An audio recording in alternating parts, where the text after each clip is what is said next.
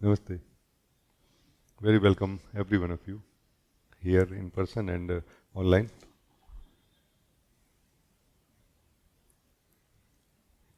In the Zoom and in the YouTube streaming also. Very, very welcome, all of you.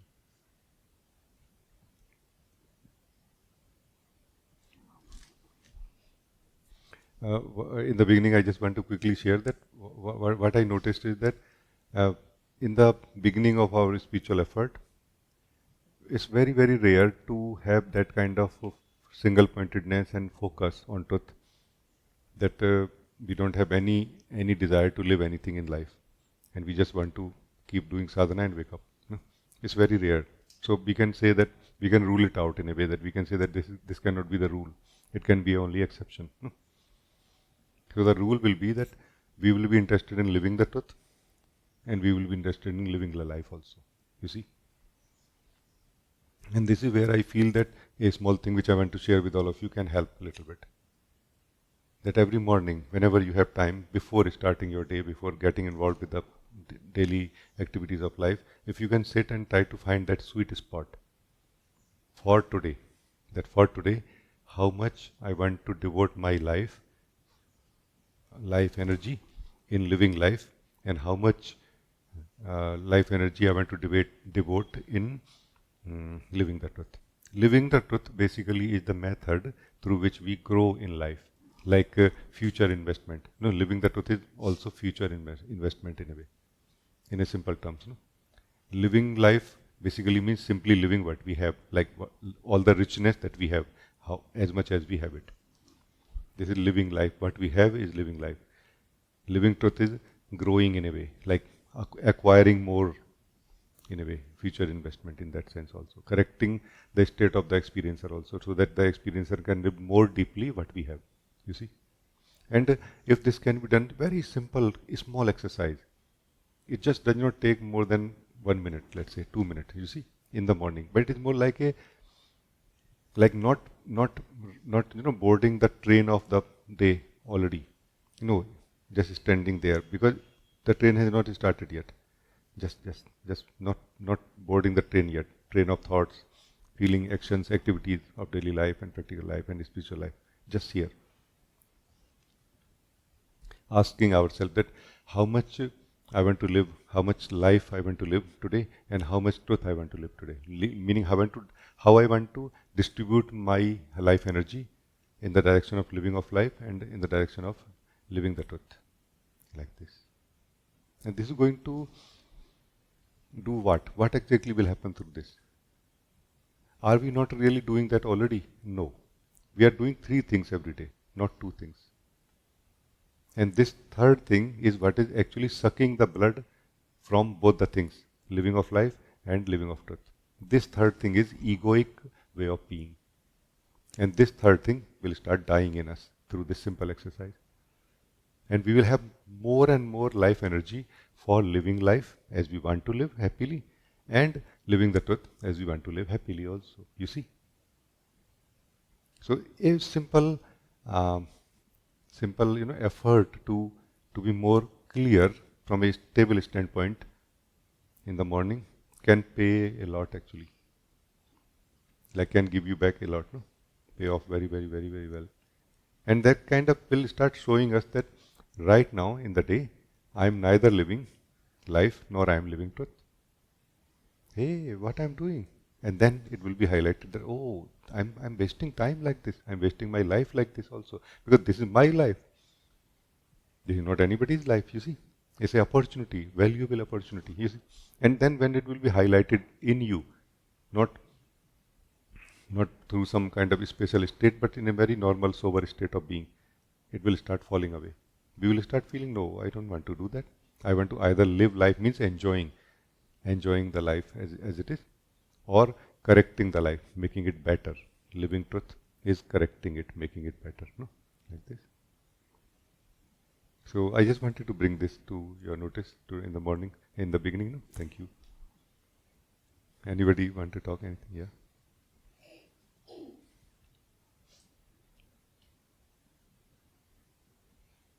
Rajee,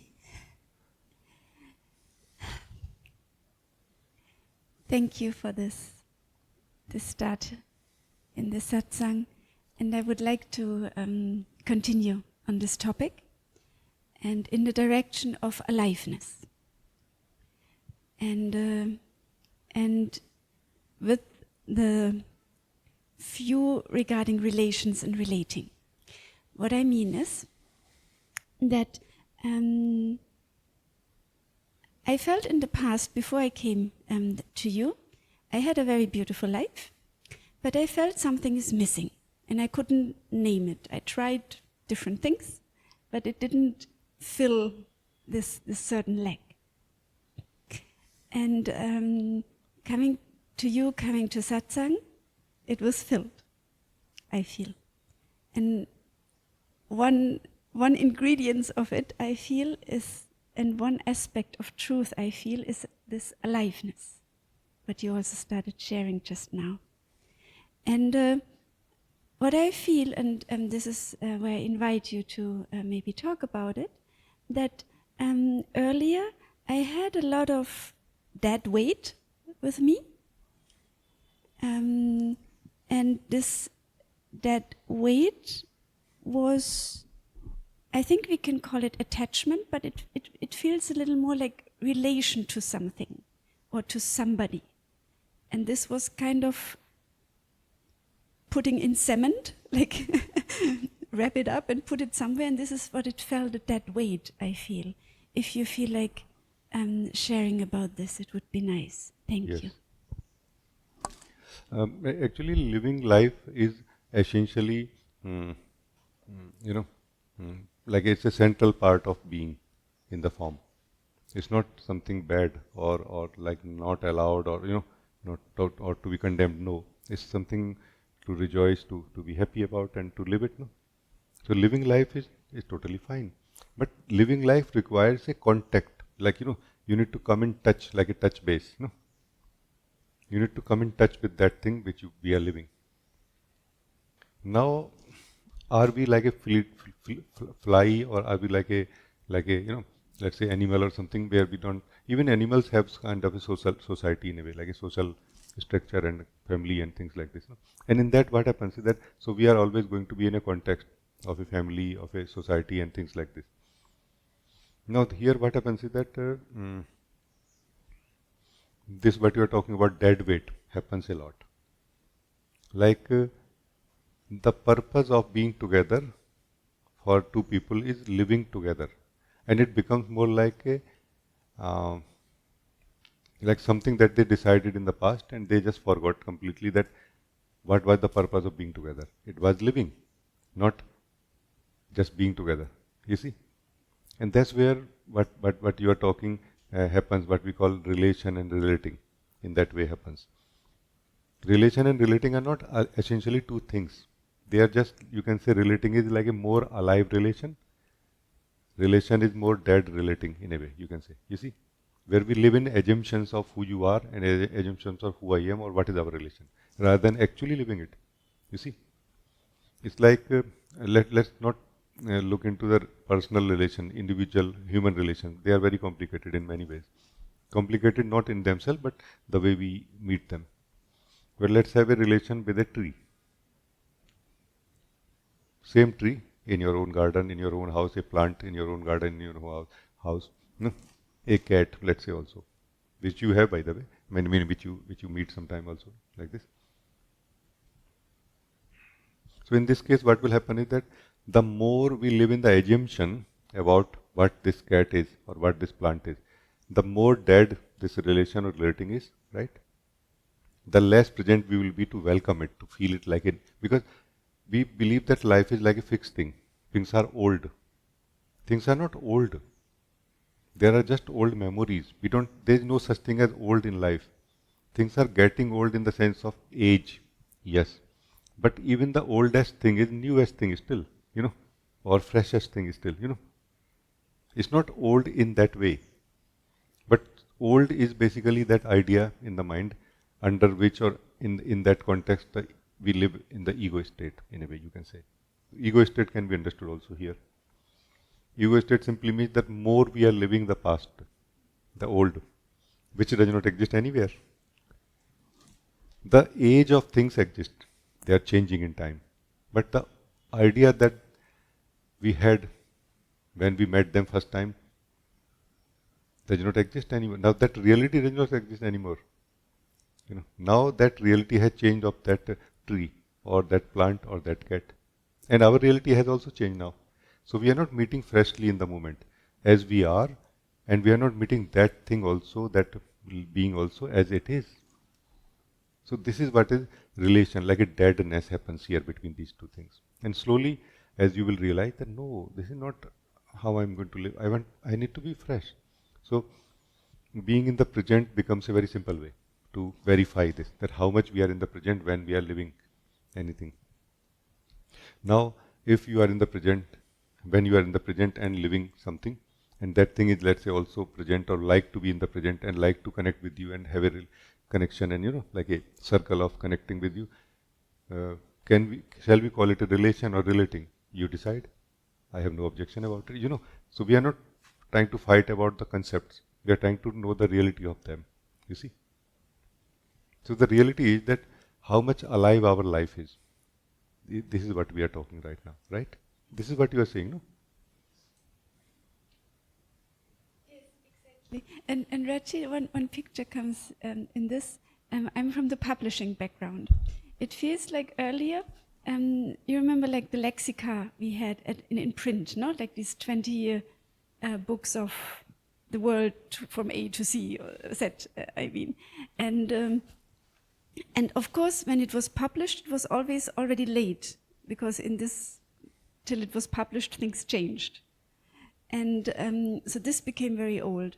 And then the next best thing was Wikipedia, in a way, then I go online and check, but still. And in this picture, it feels like whatever I want to live, whatever I want to connect to, like in this tree, for example, it feels more like I'm pinging the tree.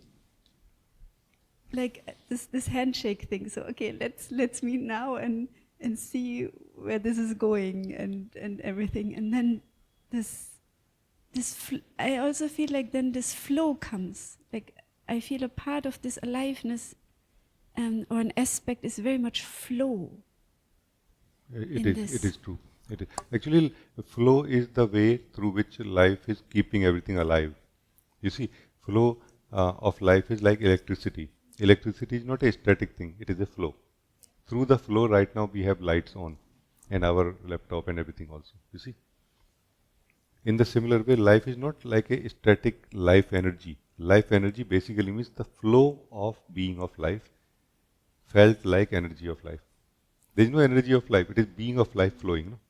The more it flows, the more alive it feels and the more healthy also. The less it flows, the less alive it feels and the less healthy also. Like at some point you start feeling lazy, but you are calling dead weight. What is dead weight? And that dead weight is present so much in the person state, we just have no idea about it, which is keeping us in so many ways sick. In the physical level, for example, a lot of yoga, pranayama activities are mainly connected to stretching the body in such a way so that dead weight can melt. What need to go out can go out and can give way for the flow of life energy. And essentially, this is what helps in the physical body level, for example. You see? So the more dead weight we have inside us, the more dead we will feel in our life. Deadness we will feel in our life. The less dead weight we have, the more we are giving way for the life to flow through us from inside to outside. Not from outside to inside, by the way. So when you are meeting a tree with a more alive, in a more alive manner, or other animal, other being, then life flows through you from inside to outside towards the tree, and life flows through towards you from the tree from inside to outside also. You see, life is always from inside to outside in this way.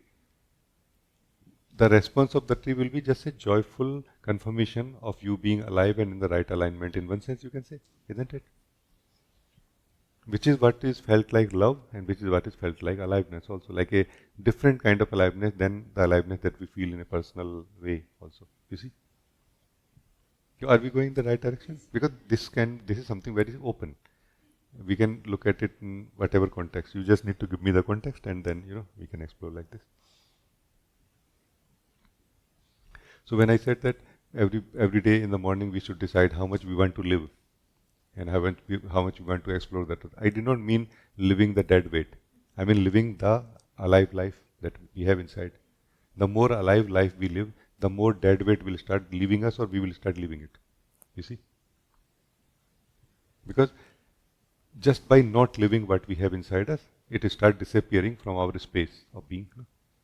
And just by keep living it, we keep giving it validation that I want it to be in my space of being. You see? Such a simple method it is. So one way or the other, we are supporting everything that is inside us. We have to find out how exactly we are supporting. You see? That's why method of awareness is not really looking at it or something. It's about being aware of what all I have inside me. Like feeling your being, the space of your being, and then feeling what is inside my being. And just feeling what is inside my being is going to give us the impression that is it dead weight or it is something alive. And dead weight, then a decision will be made inside that I don't want this. And then it will start leaving you more and more because I don't want this. So the importance of being aware of what all we contain inside us is immense actually, you see. But only aware, not judging it, not already deciding what to remove and what not to do. You see? Like this.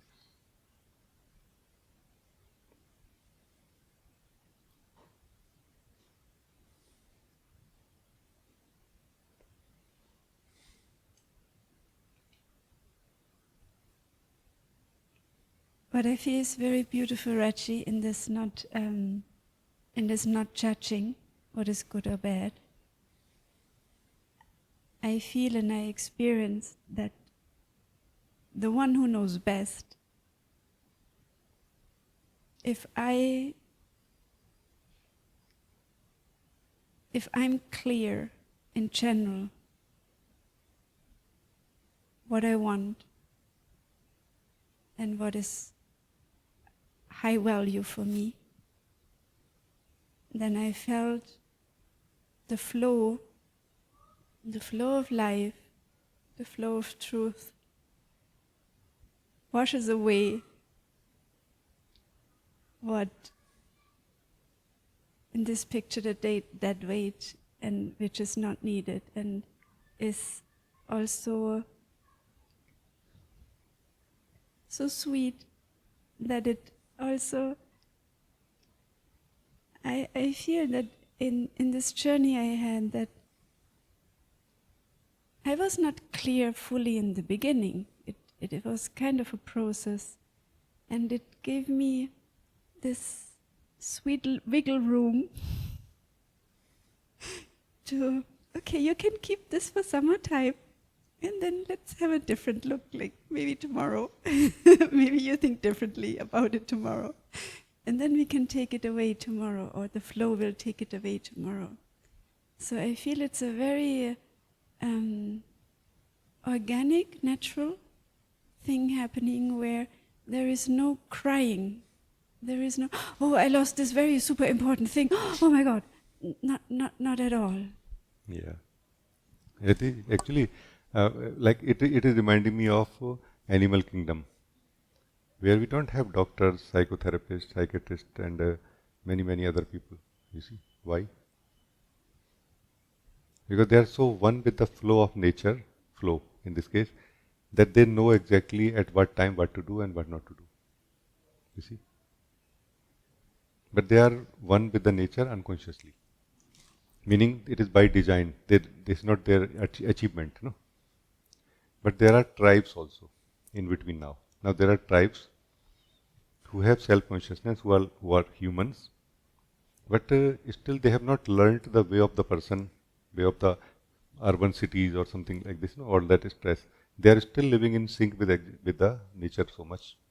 So like they do things, they still think about things and what to do, what not to do. But all those things they do mostly in alignment with the nature also again. Like there is somebody was saying, some chief of a tribe was saying that in our tribe we mostly eat for 6 months. And rest 6 months we don't eat. He said like this. How can you not eat for 6 months? Like this.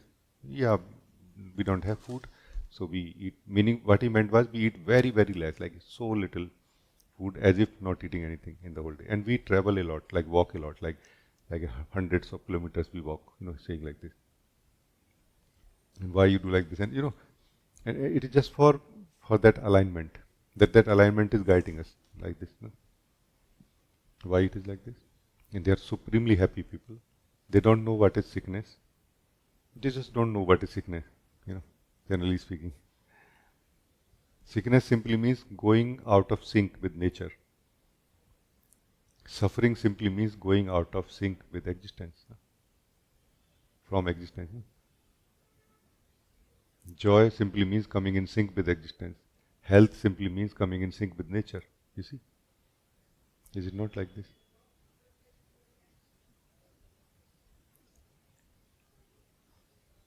What I am sharing nowadays here, in past some time, true clarity, true joy, true knowing. What is this really? It is to come in sync again with nature in such a way that we can still retain our individual life that we have at the moment. Not that we go to a forest or somewhere, you see. But minus suffering. Minus suffering. Because we will start thinking that what is the dead weight? That dead weight is everywhere, Miriam. Dead weight is in thinking also, like how much to think. When we are thinking more than necessary, that is dead weight or coming from dead weight. How much to feel, how much happiness to feel, how much unhappiness to, like feelings are there. No? So there is a dead weight everywhere. That dead weight is called personal energies, personal feelings, personal thoughts, personal attitude, personal identity also, by the way. What is personal identity? Can I live with all of you right now? What is personal identity? Because that seems to be the core of being a person. No? Personal identity is something like a false self, like self-supporting personal thoughts and feelings, as if they are mine. Like the self who is life itself, who is aliveness itself, is supporting the dead weight to be okay. It is okay. It is fine. You see? That is what is the personal identity actually. So in the personal identity, the self is real, but being the person is not real. Because there is no such thing as a person. There is only a soul. There is no person anywhere in anybody. There is only a soul all the time. But how the soul is living? Is soul living its truth or not? And how much alive or how much dead weight is there inside us is deciding this. You see? Like the more alive the soul is, the more aware the soul is, living its own truth, the less it will accept the dead weight. No? It will feel, no, I don't want this heaviness. It's so heavy. I want fresh, because it knows that fresh life is possible to be lived from inside, like a stream of joy and true light coming out like this. You see? So being a person is the identity of the person is a very small thing, but a very big thing also. That's why two things are necessary for being free from the egoic identity. One thing is waking up of the soul, meaning living the truth of who we are. Another thing is clearing up the energy of the energies and changing the mindset. You see, because our mindset is a personal mindset. It's looking in the personal way at everything, including our spiritual practices also, even spiritual effort also. You know, and our energies have the footprints of being a person continuously. Like, what is the heaviness in the energies? Like it is said that um, when we need to think about something, we should be able to think, but we should not feel stressed or strained by it. No? This stressed and strained basically is that state where there are so many thoughts continuously consuming our energy of thinking that we have very less energy of thinking for what we want to think. You see? As simple as this. No? Now, when our ability of thinking will be freed from those dead thoughts, which are only creating fears, anxieties, sufferings, and happinesses inside our heart continuously, we will be free from those negative experiences also, and that energy of thinking will be free for us to think well what we want to think. Then thinking and freeing. So now thinking is not against joy. You see, thinking is very nicely possible, and We can be joyful also in the heart, right? You see? In the same. So this is the thing, that this person is a very strange kind of thing which we need to notice, and we are just as if not noticing. Like the soul has created sort of a comfort zone, that I'm okay with this. But the problem with the soul, there's a problem with the soul, which is a blessing. That blessing is suffering. We think that suffering is a problem. Suffering is not a problem at all. It's a blessing actually.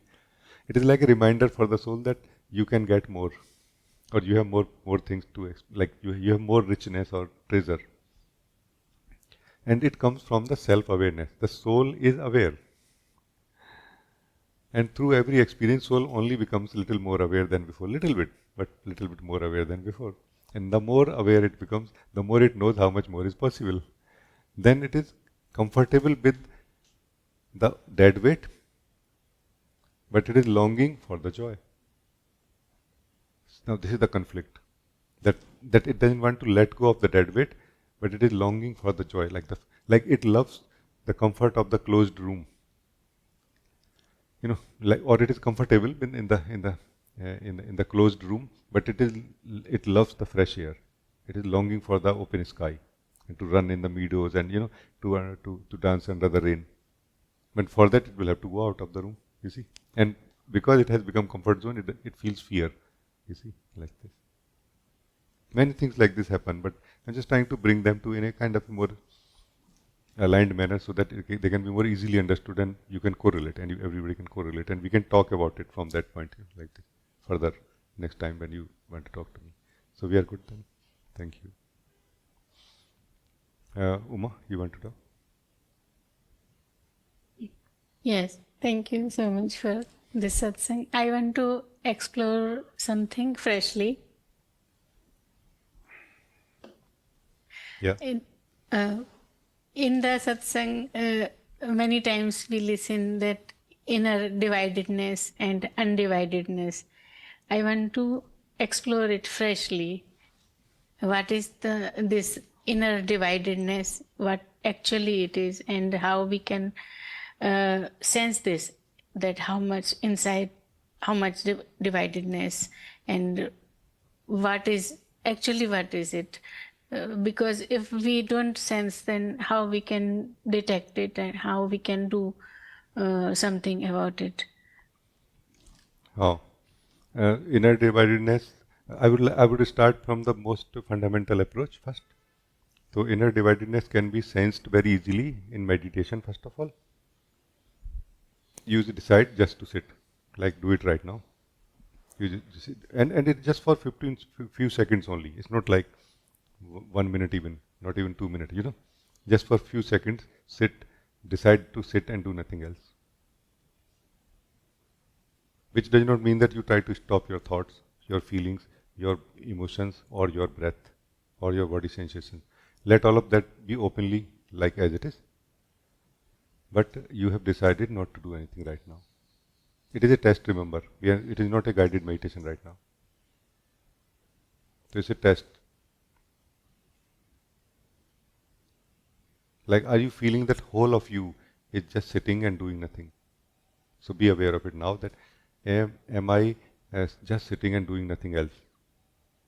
Meaning, am I really whole of myself just sitting and doing nothing else? No, right now. If yes, then there is no dividedness in you right now. It can be there in future, but not right now. But there are chances that very, very, very, very high chances that right now you will not be able to sit like this. This is the thing. So right here, you have an option or way to notice your dividedness. You see? Now that you know that you have dividedness, it's just a matter of finding out why. Because it's not in your depth. Forget about your depth of being or coach or anything. No, it's in you. No, you who is talking, who is sitting, who is in satsang, is not able to be here. Why? This is the question you need to ask, and this is going to lead you to show you to how and where you are divided. So this is the most fundamental method possible. And it is not just about meditation, by the way. It is about anything else also. So meditation is one end of it, where we choose not to do anything. Another end is you choose to do something. Like you choose to talk to me right now. Like you have chosen already, by the way, to talk to me right now. So now you are choosing to listen to me right now. Now how much of you is listening to me? Right here also there is a dividedness possible. Sense that also. And I don't mean that right now this talking and listening is the best way to find it. You can do something like whenever you have time, you can go like in your own house, you do some work. You decide that I'm going to do this work. Okay? And I'm going to do this work to experiment, to check whether I'm divided or not. So then you sense that how much of myself is doing this work. Meaning you have the intention that whole of myself will do it. And then do you feel stress? Then you sense from where the stress is coming. I have decided, no? Then you will sense something that, there is really as if I don't have a control on my own. You will notice as if, and then this is where the outer regions of division, you can say, will be highlighted. No? Like we have attachment to thoughts. We have attachment to feelings in the sense that they are able to move us. That we are trying to focus on what we are doing and they will not let us focus. Not let us focus is not the right way, but they are just going to dance around us until we keep looking at them. You see? Like wherever we look, they will go there in front of us and will dance around us, attract us. Come, come, come, come. This is my beautiful, option. I want to share with you something. I want to show you something. Like as if they are trying to distract us. So here it will be established that there are things, meaning energies inside us, which are trying to distract us. But it is not same as being distracted. Remember, there is a big difference between the two.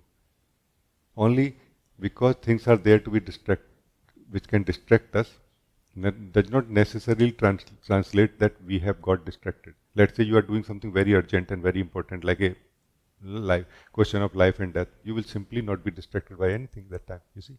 So now it comes to value also, how much value we have for it. Ideally, we should have 100% value for everything that we do, but we don't have that, you see. So here it will be highlighted also, that dividedness, you see. So these are the two ways where you can very easily notice. When I share the practices of true clarity, they are to highlight the dividedness also, both way, inside also and outside also. Like, okay, there are thoughts also which are trying to distract us. Like they are continuously working in a way that they are not just supporting what we are doing. They are trying to do something other than what we are doing right now, whether we are thinking about something or not, you see. So then it will be highlighted that my mind space or my mind functioning is not really well aligned or synchronized or harmonious. It is not really supporting me so much. It is supporting something else, some other things or people, like the world or something, you see. Like who is telling them like to do these things, you see. I'm sure you will become clear about it, that it's not somebody telling them, it's just how, as if like a malfunction is happening here in the system, and that can be corrected. Do you feel this is the right direction, or please highlight if any other way you want to look at it? Yes, the very right direction. When you shared with me, then I just sit and I could notice this dividedness in me, and that it is my attention is also going to body sensation, and so is it my attention is divided, like, and the I could notice that the cause is that I am not clear, and then true clarity comes in the picture, that how it will be helpful. Yes. So let us look at it like this, that when we don't know what we really want to think, still we can start thinking. But this time we are going to think to find out what we really want to think. You see, like we are using options to find out what is my option, what really I want, no? Which is a very lengthy process. It can like take forever sometime. For the fundamental things, it can take forever to find out what really I want by thinking about it, no? So thinking is not really for finding out what we really want. However, there is a deeper thinking, let's say, but what we call intelligence, not the intellect, but the intelligence. Intelligence is that deeper way of thinking where we focus on what we want so that we can accordingly think. You see, the more we are clear about what we want to think or what is the exact purpose of thinking also, what exactly we want to get out of this thinking, no? The more we are clear about the desired result or focus area or the direction of our thinking, the more the thinking start aligning itself to that, and then less and less distractions are there. Distractions are not actually, in this case, the distractions are not really intentional, or they are with good intention of the mind. That mind is trying to bring more and more options to you so that you can quickly become clear which is your option. But when you are not clear, even that can become a distraction, you see. So true clarity tries to help us first of all in being clear exactly about what we are searching for in our life as a whole, not part of it. That can, even if we fail, even if we fail in doing those practices, we will come to such a stable ground where we will be mostly clear about what we want in the moment from what we are doing, you see. And that is going to align our thinking processes so easily to that we don't really feel distractions or anything like this.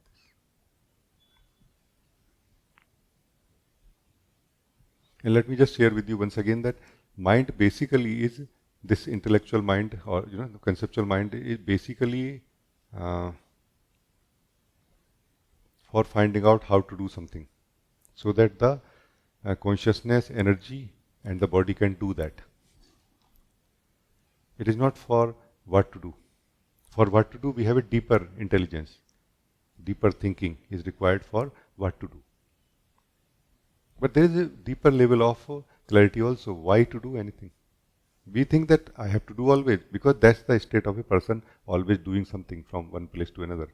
And that's that's where we get a shock of our life also as a person when we actually meditate, or we hear first time that I can just sit and do nothing. What are you saying? What I will do before that and after that? Can you tell me?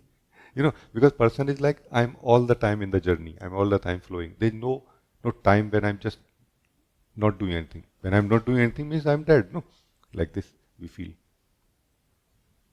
You see?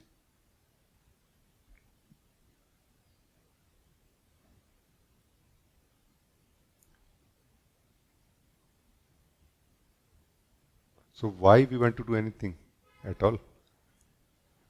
This cannot appeal to us. That's why I have created this kind of system where we try to find out what is is that which we are searching for in our life, which is the core intention or desire of the soul in this form, in this body, in this life, which is basically creating all the rest of the other desires and rest of the other intentions. Preferences also are, all the preferences are coming from there. There are preferences in the mind, like a bias, like a rigidness of the thoughts and feelings, but the intention at the outer level also is coming from that same preferences. Uh, at the outer level are also coming from that core intention only. You see, when that core intention is made clear to ourselves, that which we do not want becomes clear to us that we don't want it. And along with that, the whole of the framework where we have preferences at the level of thinking and feeling, they fall away also. We become more relaxed and flexible now. You see, that's where life can guide us so easily where to find what you are searching for. You see, because life has to help us in that way, because we are not really clear about it. And this is the game, divine game. It's not really a bad thing. It is divine game that we don't know where to find that which we are searching for. We are not so clear also about what we are searching for.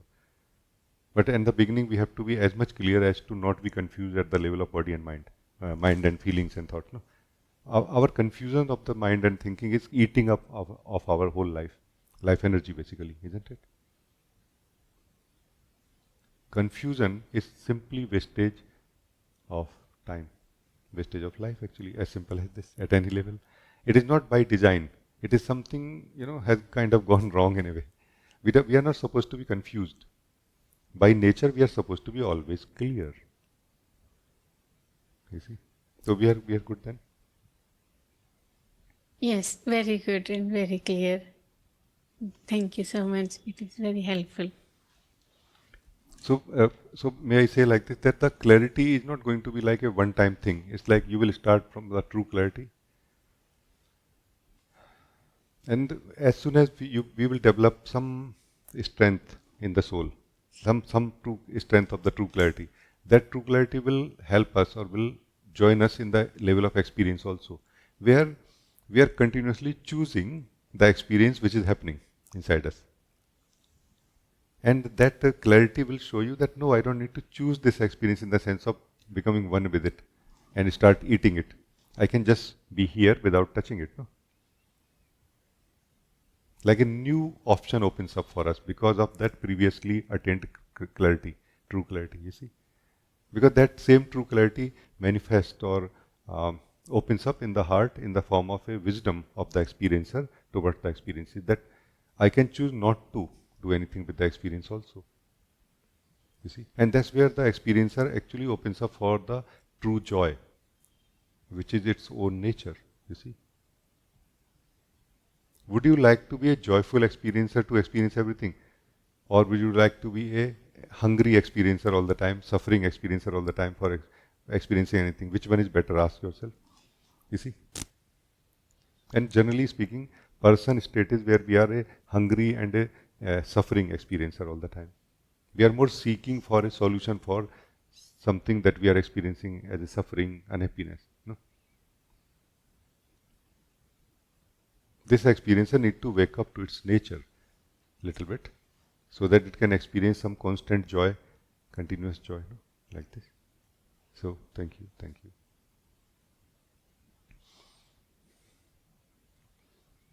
Meera, you can talk.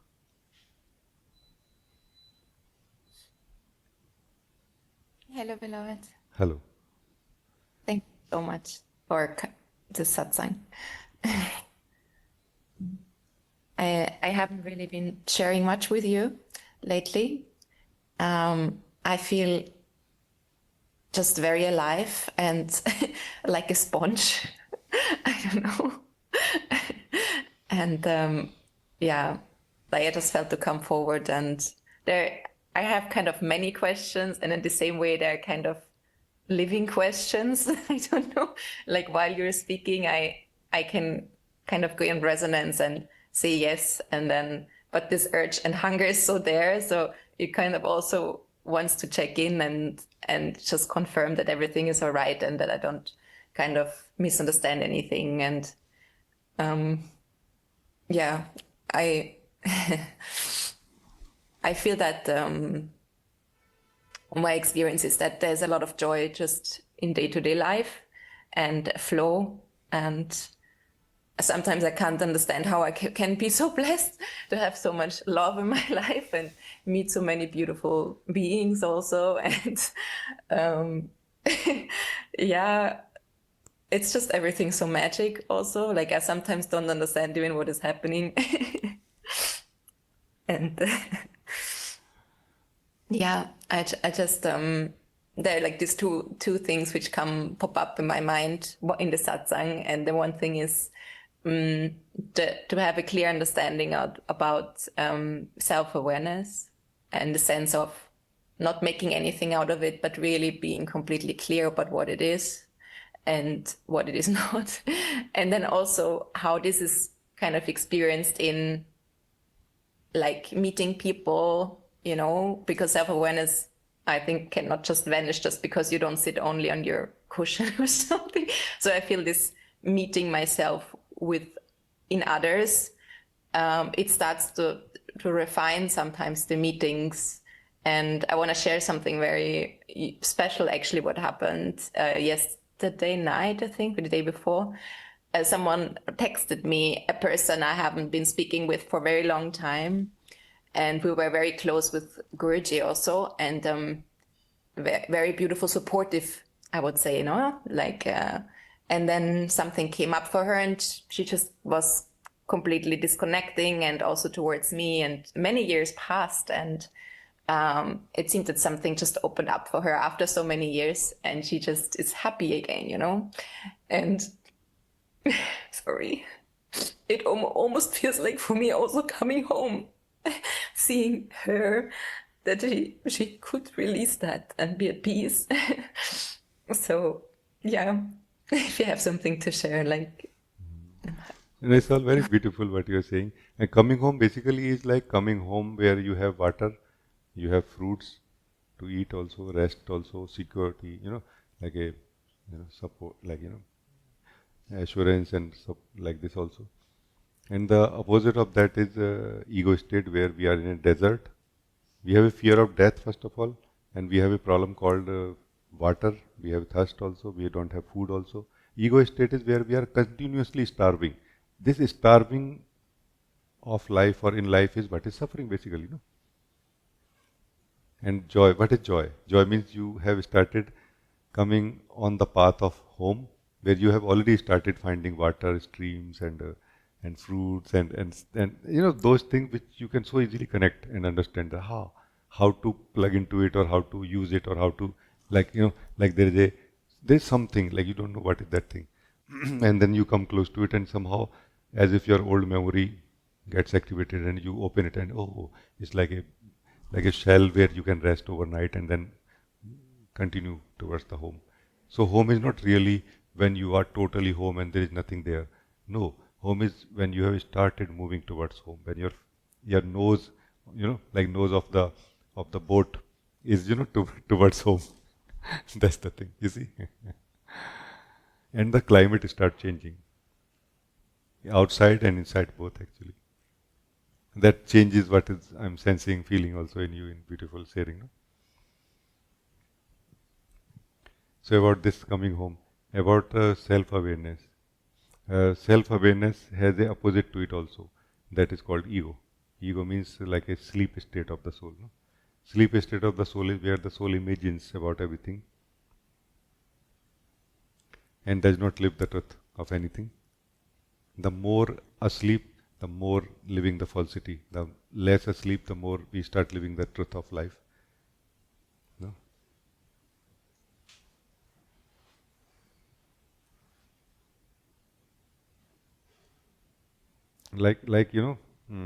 Self-awareness basically brings us to the truth of life again. Because self-awareness basically tells us who or what we are. But without knowing or without accepting how life is, without accepting the truth of life, we cannot accept the truth of who we are also, you see. So self-awareness has two parts to it. One, that we occasionally become self-aware, then we choose to fall back into that old model where we are not sufficiently self-aware, but we are more into that state of dream, where we are believing things to be different than as they are, and we are living that falsity also to be true. Another is that, no, we fall in love with being self-aware. Then we start becoming comfortable with it. And to become comfortable with self-awareness, we will have to become comfortable with the truth of life also. Because they come together, they are one package, they are one thing, you see. Like some beautiful teacher said that at some point I stopped living the false. I started living the reality only. Because I noticed that whenever I don't live the reality, it hurts. She said like this. You see, such a simple thing. And we have not kind of come to that point of awakening yet many times, where we feel it hurts. Otherwise, you will simply stop living the falsity. You will simply start living the reality only. Living the reality is joy. Living the reality is celebration. Living the reality is coming home actually.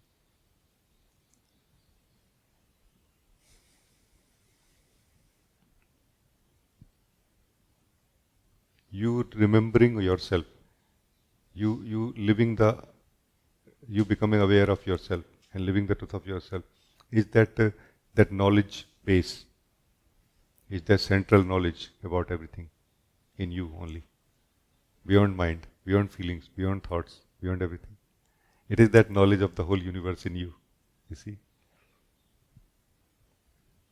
That's why things will definitely change in life also, in the individual level, will become more beautiful, as you are saying, more flow also, flow. Life is flow basically. It was the person who became like a dead weight in the soul, in the body mind also. It was not letting the life flow through you, and now that has given way, and you see.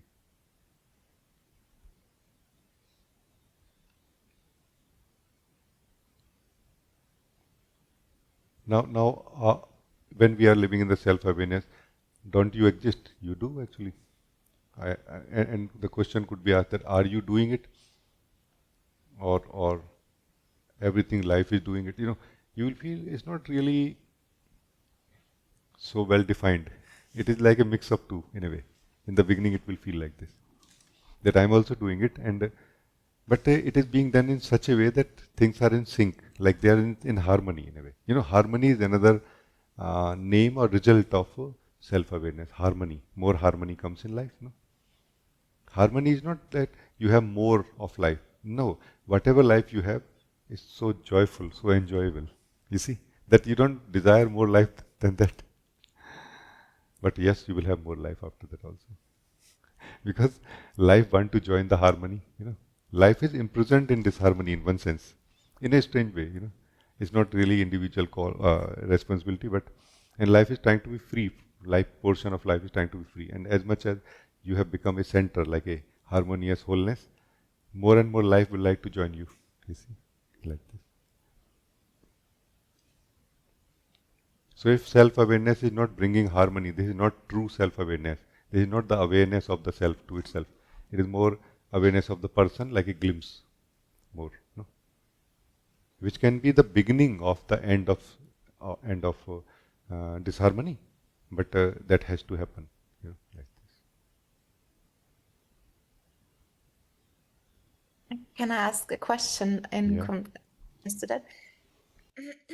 that? So this harmony, because awareness naturally is drawn to harmony and clarity. I feel like there's a kind of, it attracts it, and then it creates also naturally more harmony or clarity in the now. And then it also came before today in Satsang to my mind when Guruji said, you don't need to be super clean. You know what I mean? Super clean. Yeah, your house don't need to be completely clean. That's what he says. But I guess he's pointing to that. You are also there, even when there's something there not being completely clear. Is it understood right? Yes. Yes, okay. Correct. Okay. And then in this, I would say, in this process of becoming more clear about being here, will there always be like states of kind of some darkness or shadows, or because the body mind just works like that? Is this just part of what you're gonna experience, but you're not gonna suffer it? Or is this also just thinning out completely? Or as long as we're in the body, is this just part of being here? It is different in different forms, but there are some common elements, and I can speak about it. No? That common element is like this, that you, the soul, is actually trying to know yourself, trying to live yourself, trying to be clear about who you are. And there is only one method to that right now. It is through the body mind. And the body mind is living in a continuous disharmony and like a fog. So dark clouds are there, things. So those dark clouds are not in the energies. They are in relation to the energies, but they are in the soul who is living them. So you, the soul, can be crystal clear without any dark clouds, even when there are all over dark clouds in the energies only. You see? Or because of the old habit, you will feel, I also am caught up in a dark cloud right now. You see? And you will feel, no, actually I am not. And that's where you will have sort of a practice of back and forth, like falling back into your nature again and feeling, no, I am not touched by anything right now. And then again, when you will be doing practical life activity as such, you will feel again mixed. And that's a chance not to really know only what is this dark cloud and how it will be solved or transformed, but also to know who I am. Like as if we have left some material for self-hypnosis there. As soon as we go there, it gets activated. So your self-awareness is your only guarantee, your only friend, your only support here. Because here there are all arrangement for self-hypnosis. You will be hypnotized again and again, as if, oh, I am some person, oh, I am this, I am a relative. Like there is a certain person comes in front of you and you become that person which you were for this person. But from your side, not from their side, you see, like this. And that's where you will notice, oh, it is like some kind of material living inside me. Ah. One very fundamental key, if somehow you can connect to it, is like a one key which kind of opens all the doors here. Is that if you can somehow feel the purity of your being in the self-awareness. Your purity of being is not like somebody. You are not like a somebody. You are not like something. You are the pure life being. You are pure being, but without being anyone, without being anything. You see. So you are not like, oh, there is nothing there. No, you are 100% like you are like pure light of truth.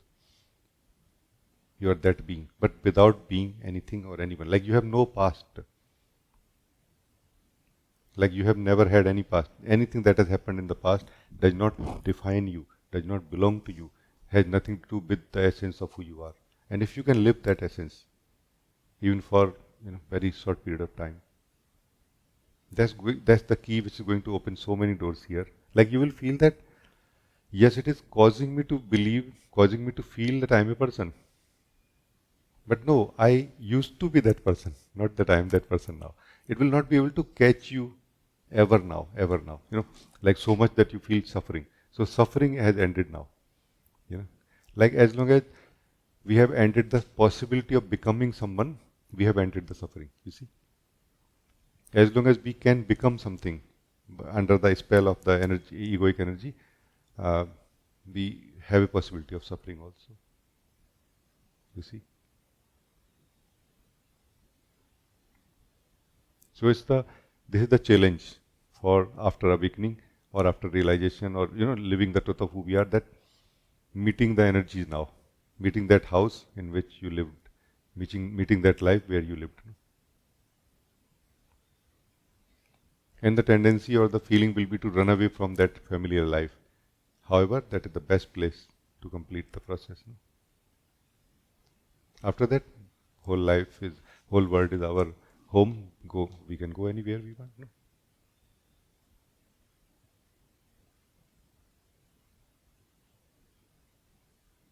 Yeah, that's so beautiful. I feel like life makes so much sense in that way. Like it gives you even a meaning of life, why you're here.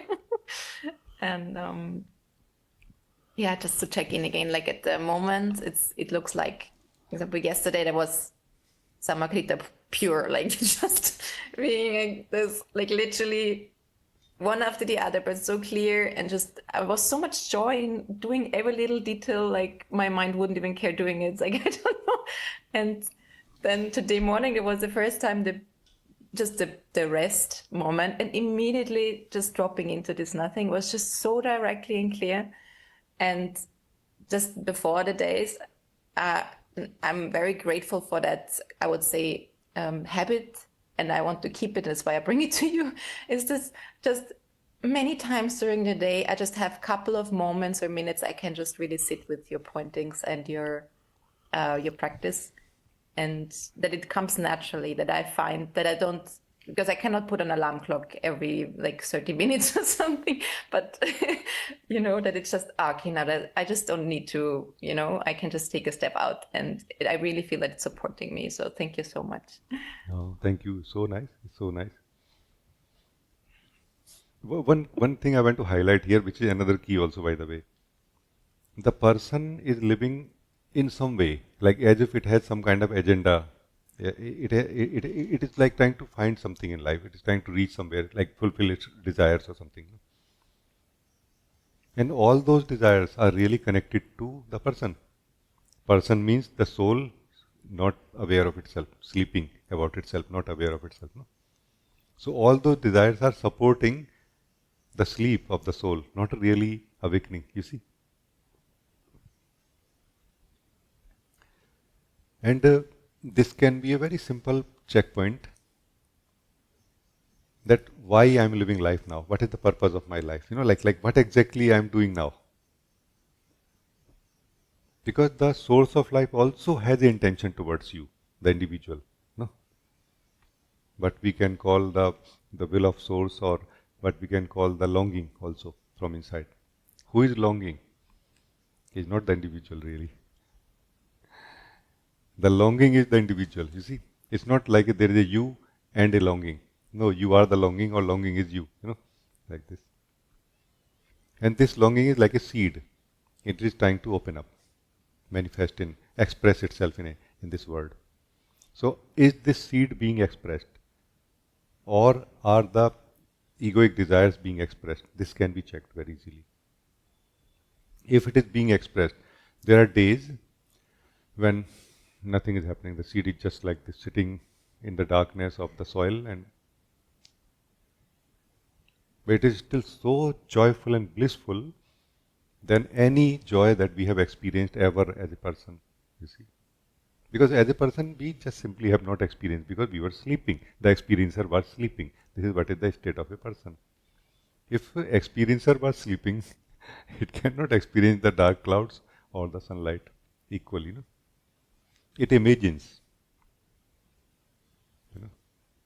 But here, you will actually enjoy, like so deeply you will feel blissful, even to any state where you are. Like, so there are states, there are days when you are clear about what you want to do today. There are days when you are totally not clear about what you want to do today. And you are equally happy, blissful in both cases, both days. And life is asking you a question. And there are times when you are very clear about it. And there are also times when you are totally not clear about it at all. But in both the cases, you are blissful, joyful, you see. So this blissful, joyful also, what I call true joy, is to be understood. True joy can never be experienced through the egoic desires, because they support the true experiencer to remain asleep. And without the true experiencer waking up, it cannot experience what exists, you see. You are talking about experiencing what exists. I am experiencing what is existing. You are saying that, no, Meera? That's from where the true joy is coming, no? Now, in everything true joy is, you see. It's not about what I'm experiencing, what kind of thought, what kind of feeling, what kind of state, what kind of twist, what kind of curve, what kind of line or circle, or, you see, this is the thing. Can I share something small towards that? I had yesterday a client coming, a patient, a new one, and of course I just texted with him before, so I didn't know. I just know he had some pain, and he came in a very, I would say, moved state and agitated and unhappy, and so it was very contrary to how everything was experienced for me these days. My patients I know a long time, they feel more like. And the happiness didn't vanish in me at all, or anything. But I felt kind of some sort of an adjustment to that being, kind of in tuning in and just maybe becoming a bit more quiet in my joy or something, I don't know. And just spending the time with him, my joy was there and my care, or maybe love, was there in a way. And the climate changed, and he of course also changed and came down. His nerve system was very awake in something. And what I want to say with this, that there is no need to kind of be frightened of any state or darkness, even from outside, and that it can be completely trusted in that care and love. And even if it feels different, maybe for a moment or something, if you want to share something, I'm happy to hear. No, it's very beautiful. What you're saying is very beautiful. It is not really about what others wants from us. It is what we have to give. What we have. Remember, have part. We cannot give what we don't have. Whenever we try to give what we don't have, this is what is the struggle of life. No? When we give what we have more of the same, if it is true, you see. So this what we have is already clear. In this example, you are saying that what I have is clear to me. What I am giving is clear to me too. It just may not be given in the exact same way, same purity, based on who is in front of me and how much they are ready for it, and how much they are receptive for it. So it can be felt like love. It can be felt like silence. I am giving silence to them like this also, because they are not ready for it right now. But still you are giving your best, like the best you have, what we are giving already, no? And then this is going to really give them a space where they can transform, like they can grow in the right state, right direction of being. They are being given a space where they can become free from suffering, and more importantly, free from sufferer also, even if not fully, but even little bit, for the time being. Why we enjoy satsang, by the way? Because in satsang, unless we are too much attached, we cannot be the sufferer. And without being a sufferer, you cannot experience really suffering. No? This is the thing. Suffering is a creation of the sufferer, and sufferer is the creation of the soul. And that's why soul, if can start living its truth directly, it stop creating the sufferer, or it stop imagining itself to be the sufferer, and it start living its own truth and joy. You see. That's why these practices which I share towards the true clarity, they immediately work if we are ready. If we are not too attached for being the sufferer or suffering, you see. Which is the same thing. Suffering is the story that we have created around the sufferer. Like a justification that why sufferer has to exist. You see. It's like in childhood I read this, that if you have somebody in your group who is good at disaster management, remember, your group is going to be surrounded by disasters. You see? This is that ego is that good at disaster management. And that's why our life is all the time surrounded by disasters continuously. Life is not disaster, it is harmony. It is the being of life, present as you and me. There is no you and me separate from the being of life at any point of time, you see. But there is something locally present which is registering to this will of source, which is registering to the way of the being, one being also, which is registering to the great harmony also, you see. And this who is registering cannot win ever over this great harmony. It just will get hurt, will get wounded, will feel unhappy, you see. And this which gets hurt, the sufferer, is not real. What a joke it is, what a divine game it is, So the one who is suffering is not real, but the one who is really real, the one who is present, is joyful. That's why asking the question, who I am, when we are suffering, is the most valuable thing to do, most rewarding thing to do, you see, rather than trying to fix the problem called suffering. Meaning physical level, mental level problems are okay. Like practical life is all fine. We do whatever is necessary. But suffering means like I have a core unhappiness somewhere inside. What is that core unhappiness? Who is unhappy, you see? And that kind of changes the whole thing. So thank you. Very, very nice.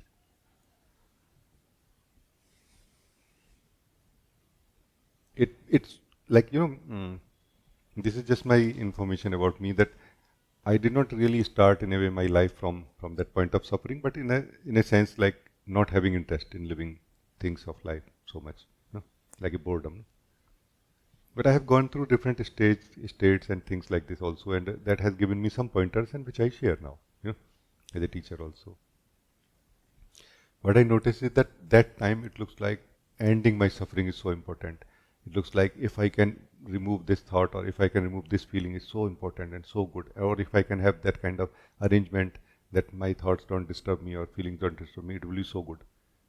They are just simply not of any value if you can come to the true joy. You see. You will simply forget about those things, you see. And those things will start coming in harmony by themselves mostly. Just keep doing Pravat Shuddhi. Just keep living life in totality. Just keep doing meditation. Just keep attending satsang. More than enough, you see. More than enough a package. But somehow, as if we are caught up in that model of suffering, and I want to solve it, like this, without knowing who we are.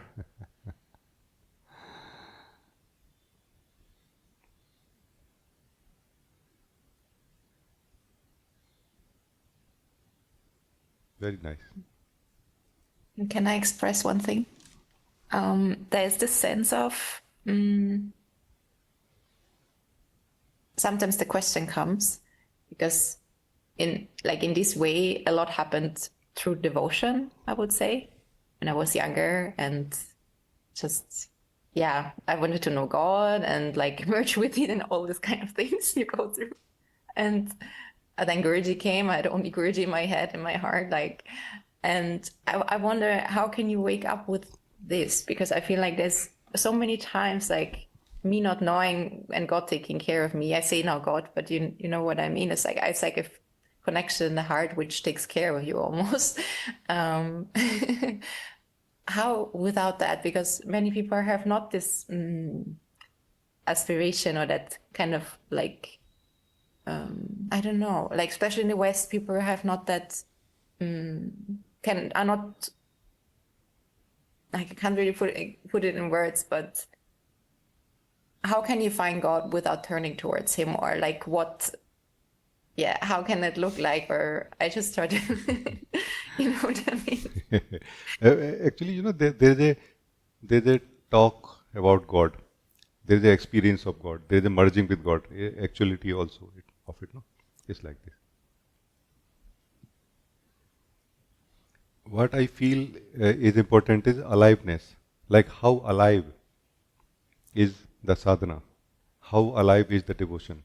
That is what is deciding basically. Like somebody can be so alive in their sadhana that they can sense that I am not doing my sadhana. You see? Is this the state where you turn towards God? Yes. Not you. There is no you.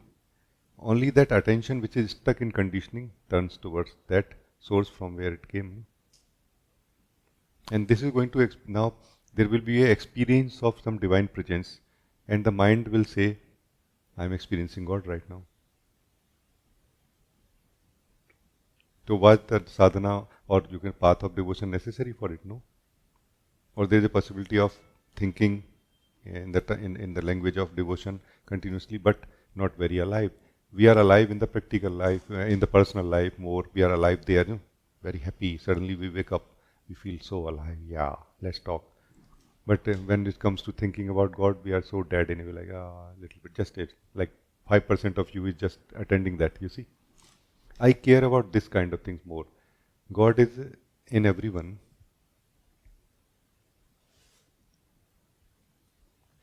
We don't really so much have to search and find God.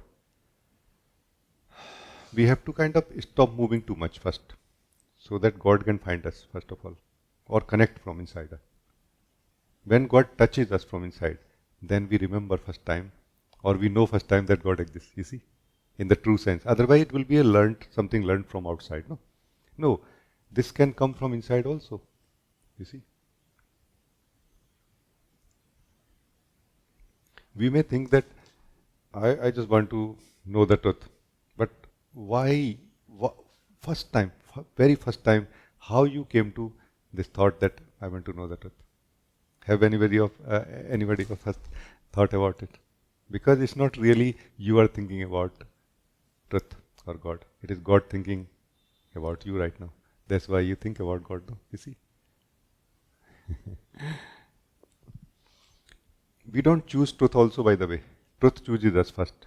Then we resist to it, trying to bite the arm which is trying to pull us out of everything, or we don't bite it, or we support it. Okay, I'm ready to go out of darkness, out of confusion, and like this. So here suffering is a very important help in a way. Like when we have suffered enough, meaning we are done with it in a way. Suffering is not necessarily screaming out of pain or something. It simply means not seeing the value of what we are getting out of this model or this way of living life, you see. Like what I said in the beginning of my life, I was not feeling any joy out of anything that is happening. Like a boredom. Like everything is okay, but it's kind of dead. Nothing joyful. Which is very useful. Otherwise, you are turning like God, that God calls you and you turn towards it. And then mind calls you also. Friend calls you, party, today we go there, we travel, we do, and then you go there, you see. Now where you will be? You will be neither there nor here, you see. This is the worst state. Divided state is the worst state, which is the, you can say more broken state of the person in a way, you see. We can have a more crystallized state of a person also, where we are not so divided. We are more, okay, I'm just looking out and enjoying my life. Then there are possibilities of seeing things how they are, like knowing what life can give and what life cannot. And the experiencer will be done with it at some point, very easily. Or if we turn towards this call. Remember all of you, some of you say that, hey, I want to merge with the ocean. I just want to vanish and disappear. But this is not the will of the ocean right now. Would you like to regard the ocean, the will of the ocean, or would you like to regard your wish? You see, this is the point. And who are you, by the way? How much power you have? What you can decide about it? Like, is surrender a activity, or is surrender a result of a darshan of truth? You see, surrender is a result of the darshan of truth, that I don't have anything to say. I'm not being asked what is your desire. You see, I'm not a somebody. I'm not a somebody. I'm just a awareness of the presence of God inside. What is your identity? Who are you? In the purity, you are just awareness or the witness of the presence of God inside, the being of God. Being of God. You see, such an intimacy it is. It's just pure love, being of God living in everyone. This attention which goes out and does this and that is that which becomes the, in one sense, witness of the presence of God, you see. So who am I? You will know, I'm the awareness of the presence of God. And that's all. I don't have any identity. I don't have a form, hands or anything I can touch, hold, do this, do that. You see, it becomes clear at some point. So it's just about being clear about who we are or what life is. It's not really anything else. And true clarity is that starting point from where we start actually knowing the truth of life, even if little bit. This is why it is awakening, beginning of the awakening is true clarity. Would you choose waking up in life, or would you choose happiness while you continue sleeping? We have to answer these kind of fundamental questions. In the dream decides whether you will be happy or unhappy. You see, if you want to decide, you have to get out of the dream. You see, ego state is the dream of the soul. Like this. Individual soul is the dream of God. Okay, dream of the supreme soul, in which God may suffer. Let's say if there was any such possibility, but the individual soul cannot suffer now. Yeah, because individual soul is not really doing it. It is being done by something higher, you see.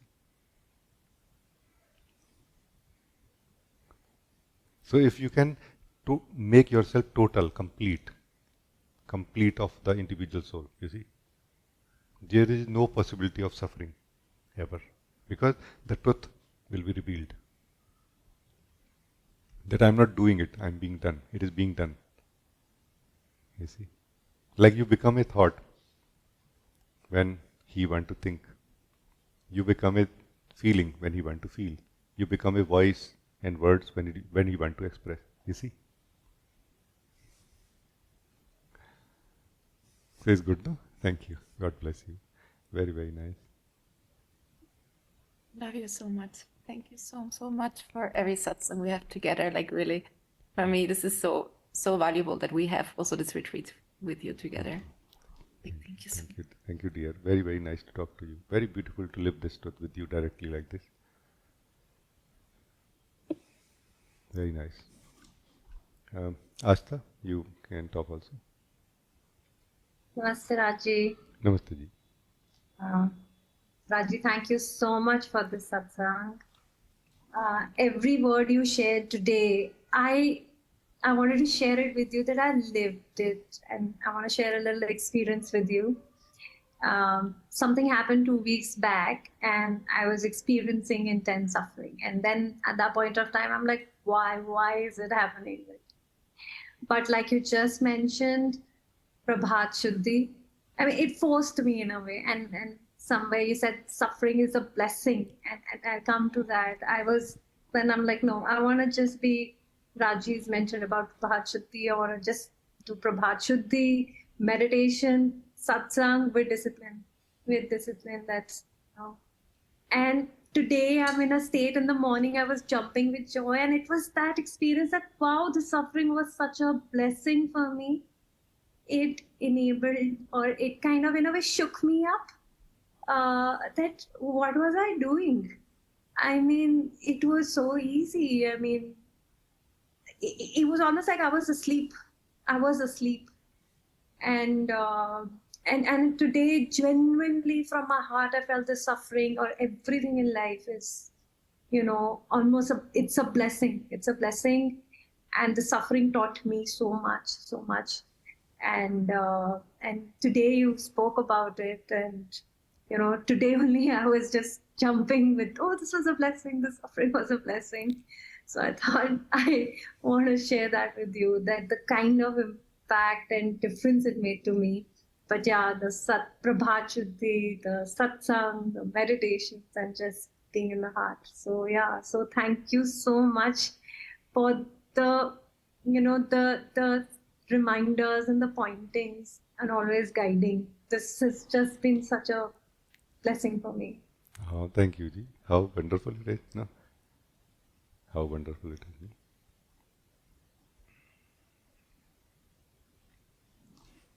It is true. Like we can look at suffering like this. Suffering has two parts to it. One, the experience. One, the explanation in the mind. Right? Like why it is happening. The explanation in the mind. Interpretation of the mind. And one is the actual experience of it. So let's say actual experience of it is like this, that you are using a wrong pillow when sleeping and your neck is continuously feeling pain. This is the actual experience, let's say, in this case, of your body is suffering right now from pain. But the mind creates a dream when you are sleeping also, that somebody is pushing you, somebody is hitting you on the neck, and that's why you are feeling pain. And it will try to create a parallel dream also, in the sense that you are taking a massage and you are applying some ointment and it is healing also. Meaning, because mind wants to keep you asleep. Because this is the time to sleep maybe, or this is your desire to sleep also maybe, like this. But then there will be a time when pain will become unbearable. For the body, body simply means for the body and for the soul that you are, actual soul that you are, who is also seeing the dream, who is also actually feeling the pain of the body, both at the same time. Then you will simply wake up. You will not care about what mind is saying about it right now, you see. So this is what is the intensity of suffering, in one sense, useful for waking up. You see, it's not really something good or bad, like as we interpret as a person. We are interpreting also suffering in a very incorrect manner, I feel, generally speaking. Like, So is this a suffering? No, it's just pain in the body, no? And you have to change the pillow. Until then, you are going to be unhappy. No? Now, what mind says about it is where things have gone wrong in a way, or like too far in a way. Like what others say about such a state is what mind is saying in a way. You see, it is not in sync with your body temperature, your room, your pillow, your bed. You see, if your mind was in sync with your body temperature, room, pillow, it will more accurately describe, even in the dream, what is happening. You see, this is the thing. In the similar way, it happens that when we are suffering in life, in the life of individual person, our mind is interpreting that we are blaming other people for it, or we are blaming ourselves for it, one way or the other, no? And none of it is actually true. It's just simply a call for change. It is a stress being felt because change is about to happen. There is something higher than the person we believe we are is doing it. And that only can change it or stop it or regulate it. Not the person we think we are can regulate it. You see? That's where this imaginary person or the person we take ourselves to be feels helpless. You are not helpless. You don't have powers in the first place. What helplessness? Helplessness means I have powers, but I am not able to do anything about it. This is what is helplessness. No? No, you don't have any power in the first place because you are an imagination of the true self that you are. You see? This is the point.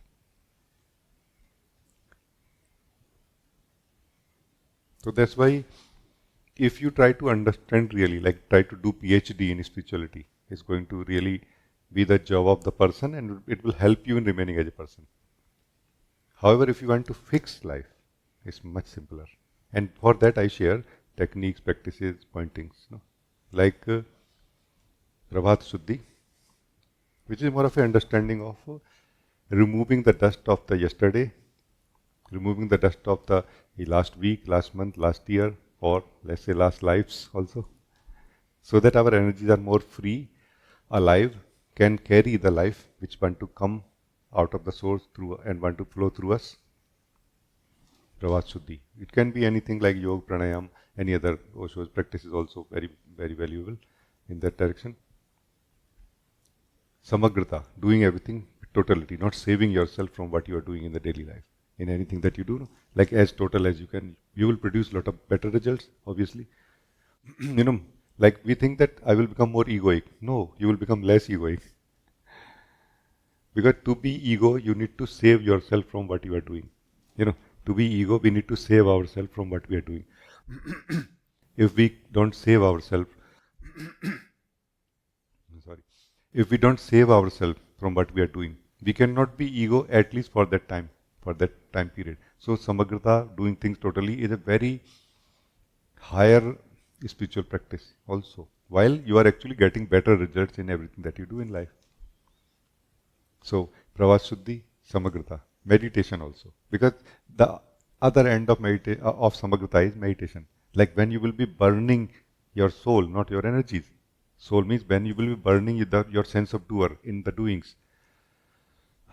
You may need to catch a break also, and it will be very useful also. It will be very rewarding also, like giving you the right environment or bringing the energies of energies and mind into the right state, right framework, frame also. So meditation also, just sitting, not doing anything for some time. The third thing. The fourth is satsang. Satsang. Just these four things, not anything else necessary. But because we are living as a person continuously, we want that these things are okay, like they're not doing much to me, And then I say that then you need true clarity. Like as if things are too tightly, closed, or how to say, like, stuck. Threads are too stuck. Then that they're not letting you flow in the Prabhat Shuddhi, in the samagrata, in the meditation, and in the satsang. Then true clarity will help you. Like they need to be decluttered up to some degree. Mind need to be decluttered in some way, or more importantly, the thinker need to be decluttered in some way. Like it has to become aware of, I'm desiring two opposite things at the same time. I'm thinking in the two opposite directions at the same time. It has to be made aware in some way. True clarity helps in this. You see. So I'm very happy. Thank you. I hope that I remained on that direction where you wanted.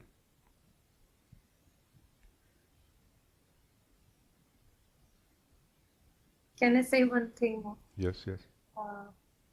What you mentioned, this call for change, that's something, I kind of felt, calls for change. And that's the exact feeling I had. So thank you. It is like continuously every soul is being called for change. Like there is a timing for it, and whenever we experience change in our life, it can be interpreted by a heart or soul which welcomes it, like, yay, nice, once again, because you are ready for the new now, more and more. That's what it means to remain more awake and remaining as yourself. No? Or it can be registered very much like, oh my God, change happening again. I don't have energy to do even those things which I'm doing nowadays. Now a new thing came. You see. But the thing is, my friends, that whether you welcome or resist, it's going to happen. This is the thing. It's going to happen whether you resist. By resisting, you will just tire yourself. You will feel yourself unhappy and all that. No? This is the thing. Like nobody can change the timing of the existential flow in that way at the individual level. Fundamentally, I'm saying. So anybody who says that I'm very much able to do whatever I want to do, not really. It is the existential flow allowing them to speak like this for that time period in a way. And then when it will be gone, they will be like, oh my God, where is my power gone? You see, it's like very beautifully, sometimes beautiful things said that like a wave, believing that I am independent and free to do whatever I want. Wave of a ocean, wave of a river. Does it have any power? It doesn't actually. In the same way, who I am actually reveals this truth that I am part of a ocean. I am a wave in the ocean, not really independent to do whatever I want. Then what is the point in thinking, like, making my head, pain out of thinking that what is my responsibility in this life, what to do, what not to do, like all those personal ideas we have about life, you see. And I'm totally not, I'm not saying that we should not do anything, we should do everything totally, samagrata. I'm teaching samagrata. Why I'm teaching samagrata? To whom? It is for the soul who has to play the role which is given to it to follow the pointing or the, the will of the source, you see. This for me is also very higher form of devotion.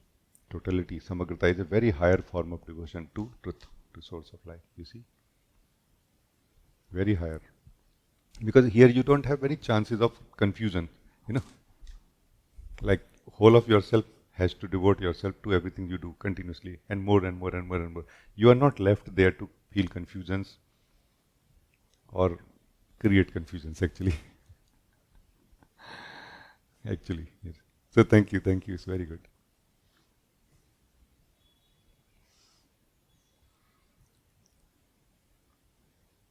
I think this pain in my heart, which can make me aware of the aliveness of the life, and which can make me aware of the presence of the Lord in my heart, is so much more sacred and valuable than any comforts or any happiness of the person, you see. So feel the change. You will remain awake, you see.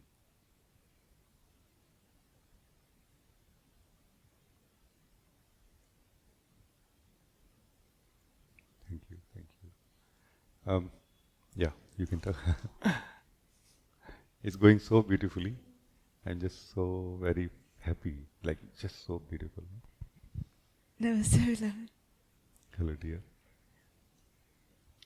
I just wanted to connect with you because for me the whole satsang is actually, I have got the sleep at so many places, and what you were saying to me sleep? about the sleep, and in a very beautiful way, and even the habit of the mind, to keep berating, see that you are still sleeping is, seen, because it's a beautiful habit, because then that becomes a hook. And what you were and I just wanted to connect with you and bring this to you, where you were saying that, there are seeds, and there are some seeds which may be dormant, yet they have the potential to totally damage, the entire soil. So I just wanted to bring this to you with that, I can sense that. And if you can, what you shared with me about bringing love for the body. I feel for me it was also bringing love for the sadhana, because that is where I could sense my resistance. That doing sadhana because I am doing sadhana, or doing sadhana because there is this love and it is not fading. I can sense it. But now bringing that, It's not fleeting, it is not fading. fading. So there is truth in this, but now bringing the essence of love for the sadhana, and if you could share something about it. But I really want to thank the entire satsang. I just feel, This is very nice, yeah. has brought up so many things in a very good way. Thank you.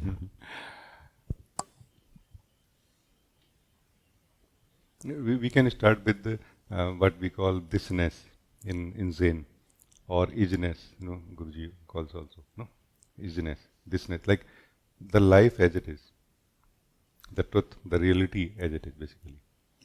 So this reality as it is what need to be lived. Through the process of awakening, we wake up to that reality as it is, including reality of who we are in this picture now, you see. And this is the place where we experience joy, This is the place where we experience joy. You said something like this, like feeling like love also. This is where we experience this love also, which is not fading.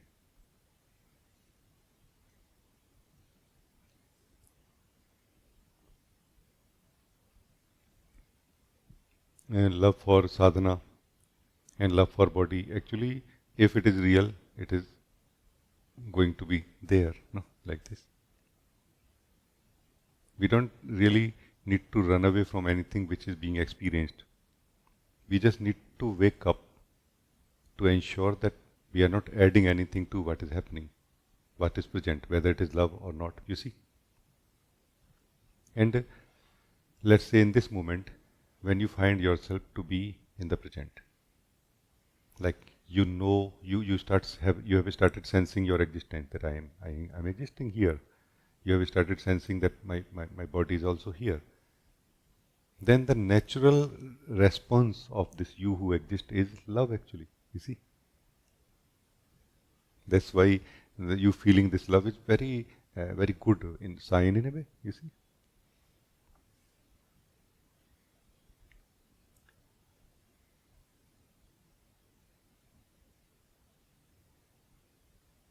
You, the soul, don't need to teach yourself self-love, or how to love my body, or let me love my body. No, you just simply start loving it when you are not looking at it or meeting it through the egoic mind, you see. Because you breathing, this breathing basically is already your declaration of your love. This breathing is the love of the soul for the body, isn't it? It's just that you are feeling it now. You see, this love was always there. You were extending, you were sharing this love for the body forever, since the body was there. But just you have become aware of it more now. You see, it's so good.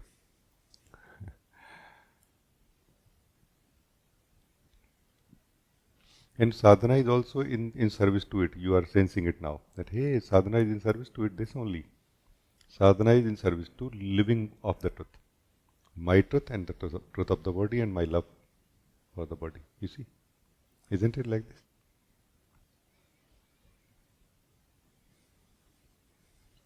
So it's just about living the truth.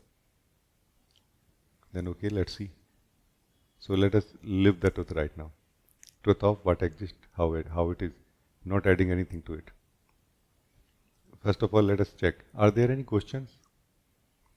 How you can have a question when you don't have any background of it? You see, questions are coming only from the sense of knowledge. That like I know it, but not fully. I want to know it fully. So there is a question here. You see, no, you don't know it actually. You are just knowing it first time. Is there a possibility of a question here? No, there is no possibility of a question here. Is there a joy here? Oh yes, peacefulness, joyfulness is here.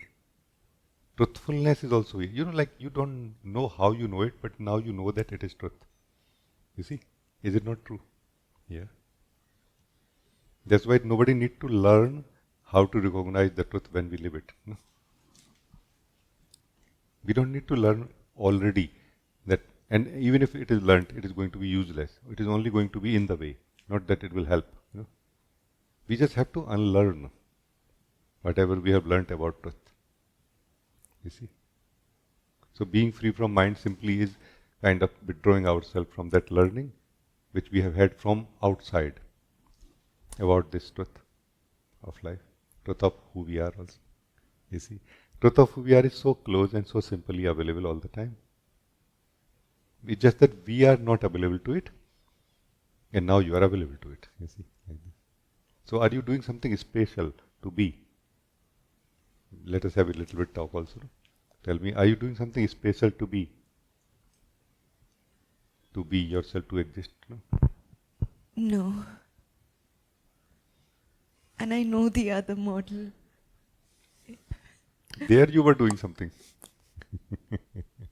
You are not doing anything now. You have stopped doing that thing called ego state or ego identity. No? There you needed to do something all the time to be yourself. No? Now you are just not doing anything to be yourself. You see, the beautiful thing about you, about the true self that we are, the presence, the being, I am-ness also. Whatever language we use. In a more generalized sense, so many concepts can be put into just one basket or pointing to the same thing. This, like that. This, whatever you call it, you can call it this also. Are there any problem in this? You will say that I don't know yet, because I have just come here. No? But are you happy? Oh yes, it is so alive that you feel so, like you feel like buzzing. No? Your body mind is buzzing, your soul is buzzing out of life like this. It's so alive.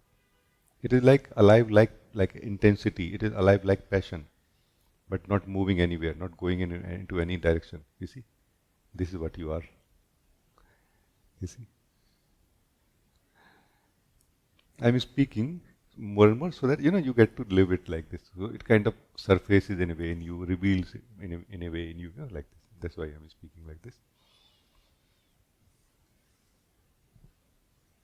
And slowly your attachment and identification with the mind, where it is defining you, will fade away more and more. Now you will look at yourself or meet yourself from your own wisdom. You see? Right now we are still looking at it from our wisdom of the mind only. Like we knew ourselves as a person through that mind, now we are knowing ourselves as the soul, but through the same mind. You see? Now you will know directly yourself also. And there is such a beauty in this directly. There is such a purity of knowing in this, directly knowing. Innocence. Like virgin, like never happened, it never happened, like this. That kind of thing is there. Like absolute newness, absolute pureness, like nothing mixed or old or like this. You see, it's just amazing actually. So I hope that is good. Thank you. Thank you. I'm also sensing, now the importance so much more of Prabhat, because I feel, there are many things that happen in the body, but because the body is, the energy is not channelized or cleansed, the body feels it so much more. So I can, it's just, I can just sense it so much more. I would say there has been a decision made in you. That's the reason. Like you have chosen the truth, the new, the fresh, the pure. You see. Now obviously that will decide. That choice is deciding in a way. That that choice is deciding now what to keep, what not to keep, and how fast and how much to clean. the house, you see. Like it may sometime in the beginning become so unbearable actually to live anything old, which is reminding you of being the person. Unbearable not in the sense that it will take away your joy, but in the sense that you just feel like, I want to be free from it right now, like this. Like a very aggressive response may come from you. And I can totally understand this. You have been imprisoned for so long. Now you are breathing in the freshness of your being. Obviously, you will feel like this, I can totally understand this.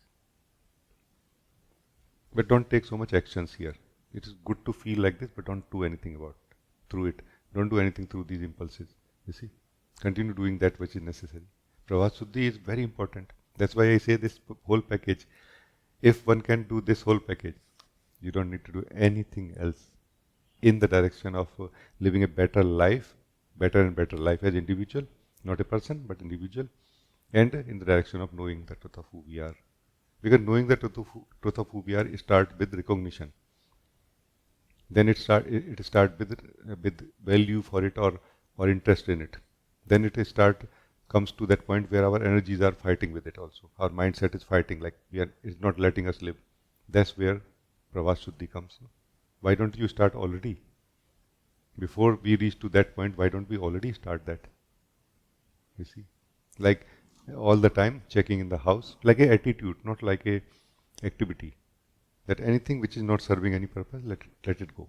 I will let it go now. You see, and that is just going to be a message for all of your energies and mindset also, that whatever is not serving, let it go now. So that we remain very lightweight and very alive. Like body, mind, energies can be very alive now, because they are directly involved with what is happening really, what is your intention, what you are doing, what is serving the higher purpose of life also. You see, like living life and living truth, both. Only those energies will remain now in you, and rest, that dead weight is just being shredded and continuously melting and burning and going out in a way. Yeah, it's very good. No, thank you.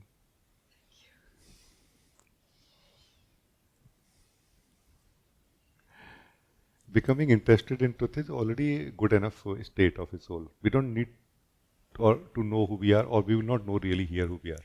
You see, only through it we will know who we are at some point. You see, which is a miracle really, which is like a like in a way it is called cosmic joke also. Like the oceanic one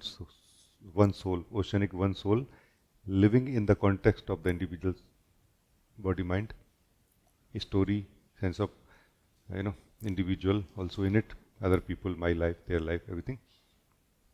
And it has never become anything other than one soul, oceanic soul. You see, what you should do now?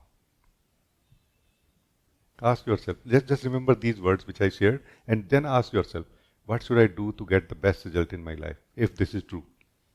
Then you will find Pravasuddhi and totality is my best choice actually. Because I don't know really if it is true or not, but what if it is true? Then my options are to be totally living what I am living, to be totally being present where I am and doing what I am doing. You see? This is the thing. So, Pravasuddhi and totality samagrata are for non-dual, they are non-dual practices for the non-dual direction in a way. But not non-dual in the sense that you just simply disappear or vanish somewhere. No, remaining in this individual context, but living also, not just thinking. Actually living.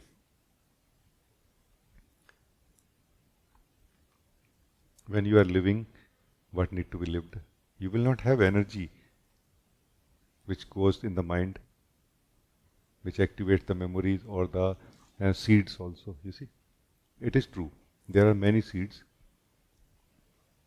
which we are not aware of also, Like we will not be aware of them for quite long time until they get activated also. That's why a very important part is to kind of remain connected in a right way. True clarity, true joy, true knowing basically is that kind of framework I have given, which you can find out how it fits in your life, spiritual life. That always remaining clear about what I am doing and why, true clarity. why I'm doing something and what exactly that I'm doing, what it is serving really. Because if you are not clear, it is serving ego. And you don't want that now. Because ego is where those seeds will get energy uh, for them. No? So the egoic energy inside us and the egoic energy outside, egoic life inside us and the egoic life outside is that energy which they are seeking for. If it is given, they will develop into a plant, into a tree also sometime, and can be difficult. So stick to the purity of the being, clarity of the mind, purity of the experiencer, true joy, and the purity of the being. Like a one thing, and just don't deviate from here, and you will be safe really. And keep doing the pravashuddhi also. Because what happens is that when you, the soul, is able to detach yourself or attach yourself to the truth more and more, you have effectively detached yourself from the false also. Like a declaration that these are not my seeds or I am not interested in them. Then they can be cleaned very easily through pravashuddhi, you see, like this. So I think we are good. Thank you, thank you.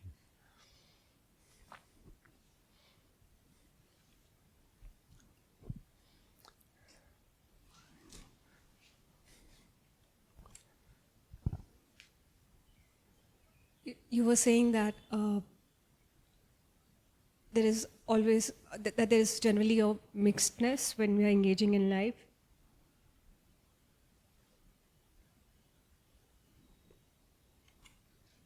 And then there should be an understanding that how much to engage, how much not to, how much to get mixed, and then yeah, I feel there is some struggle with that. Yeah, it's true, it's true. It's a common struggle actually. We will have, meaning we are mostly people are not noticing it, maybe because they are not working actively in this direction. Otherwise, as soon as you start consciously doing something about it, we start noticing it, no? Yeah, it's good. Any question you have in this? Yeah.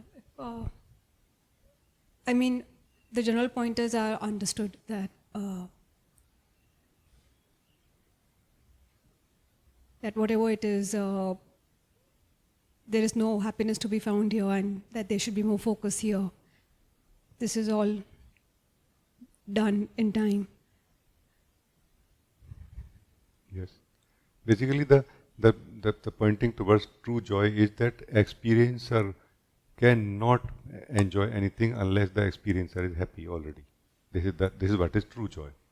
Experiencer already has to be happy to enjoy anything. This is the point. And the experiencer in the personal way, experiencer in the personal state is continuously unhappy. So that unhappiness has to end first. Then only experiencer can experience truly anything or life and enjoy it. That's what is true clarity, true joy. No? True clarity is in this direction also, where you are saying that, like what I'm doing right now, and why I'm doing it. Like not attending it unconsciously in a way or in a vague state, confused or foggy state, but more clear state that okay, this is what I'm doing and this is why I'm doing it, and I know what I will get out of it, and I'm ready for the result. And if I don't get that result, I will change my process so that I can get that result. Or if I find that effort of changing the process to be too difficult or too much of a cost, then I will give up my expectation of the result also. Like things are clear here. But this is not really how life is, no? You see? The true clarity bit is clear.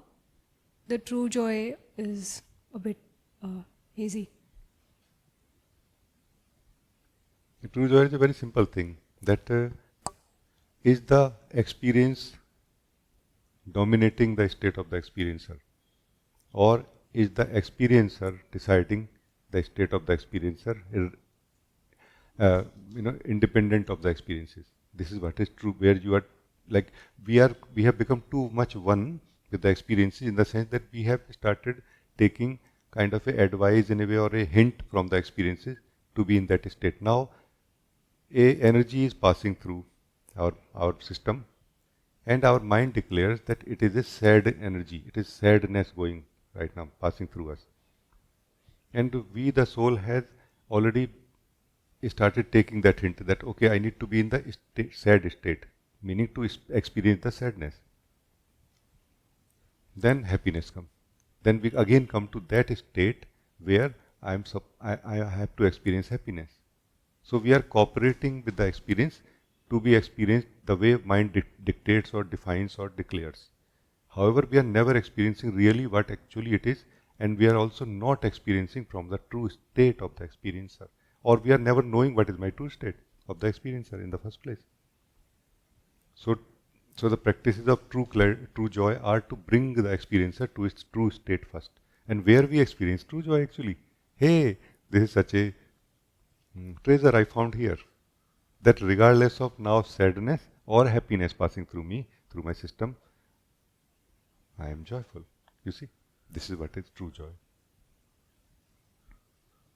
We are as if hypnotized by the energy, emotional energy, which is being produced in the system, and the mind, which is saying that this is what is happening right now. And we have to break this hypnosis, and that is to get out of mind into the heart. In the heart, that hypnosis does not work like this. So you can be in the heart, but the hypnosis cannot be in the heart. That's a very good thing to know. That where I can be to be free from hypnosis. Where hypnosis is deciding what is happening right now in my system. You see? Hypnosis is connected, not really just thoughts, but feelings also, like actual experience also. No? But that actual experience is not really what it is, or how it is being experienced or declared by the mind. This is the problem.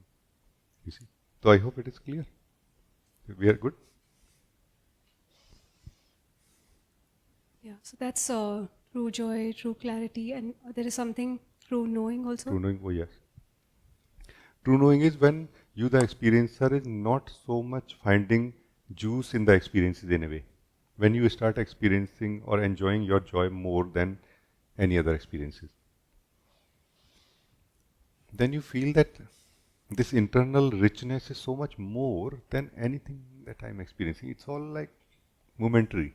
And this is always here. It's never going anywhere. And that's where we start knowing truly who we are. This is what is true knowing. But also, knowing who we are is also knowing the truth of life. That's why I have given it one name, true knowing. Not of what? Of that truth, of that reality. True knowing of the reality, which is one, which is not like me and life.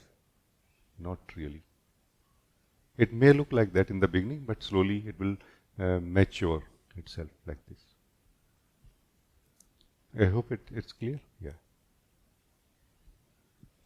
So our most challenging part is getting out of mind or hypnosis, getting out of ego mind or hypnosis. That is the most challenging part. Rest is not so challenging. Mostly we are not out of ego mind and imagining that we are out of it, because that is where imaginations happen. All the imagination that I am in the true knowing state right now, I am in the true joy state right now. You know, like this. If you are in the true joy state, true joy will continue, will be felt in you, no? Like this. So I give always the pointers like a checkpoints also, that you can check, is it really true joy or not? And all these things may look too much maybe sometimes, like it's like too much mental activities to be done here, you know, exercises of true clarity. No, not at all.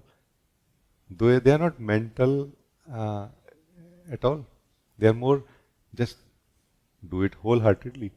You will not feel anything mental about it. You know? It's like just do it wholeheartedly, like love. Like this. So we are good, no? Thank you. Thank you. How wonderful.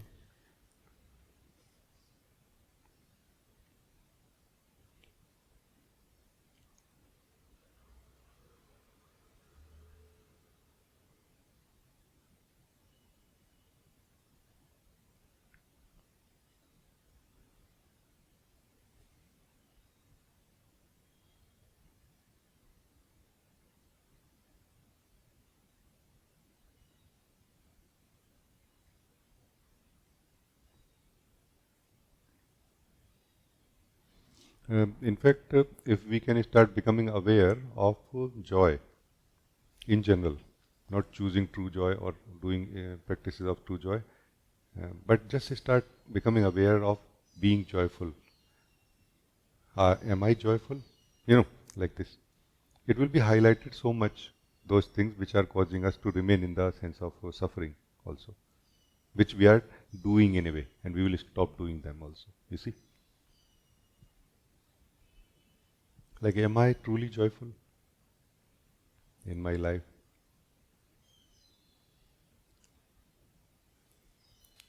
Like, if you ask anybody, including like me, that would you like to go back there where you were before this truth of your being opened up? Because there is a possibility that the body mind was working very well, and we had very nice connection and relation with people and traveling and everything. You see, and no being like me says that yes, I want to go there. Why? You see, nobody want to go there at all. Even if this life is much worse than that, body is not working, mind. Like all the problems you have. Still, why? Because it is true life. True life. It's truly here.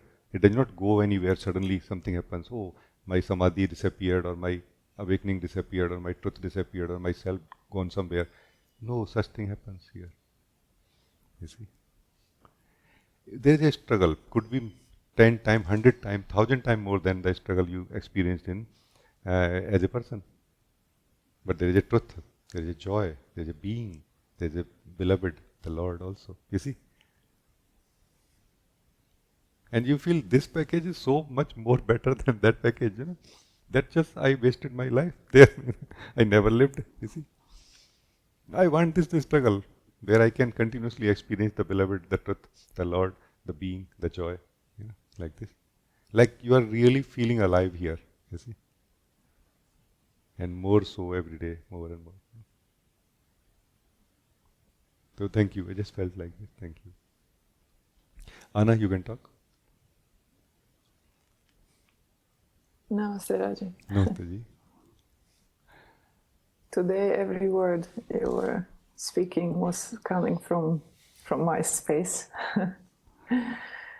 and it worked as a painkiller for, so much pain this whole week, physical pain,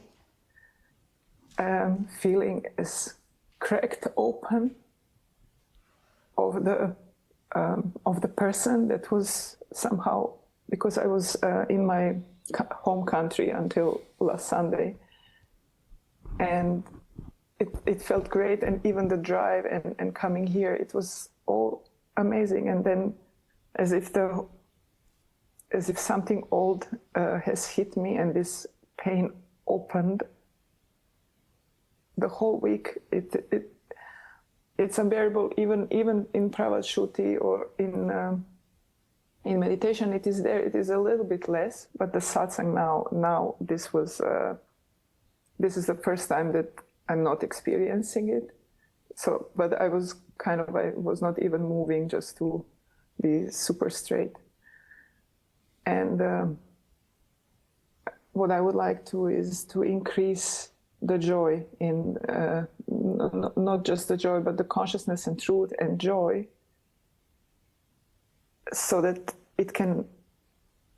I don't mind the pain, because I know that it is melting of the old and of the frozennesses and of the resistance. Basically, I can see clearly that this is it is about 17-year-old pain of since I moved here, all the resistance to the people, to being foreign, to not being able to express properly in a right way or in a right language. I can see all of it.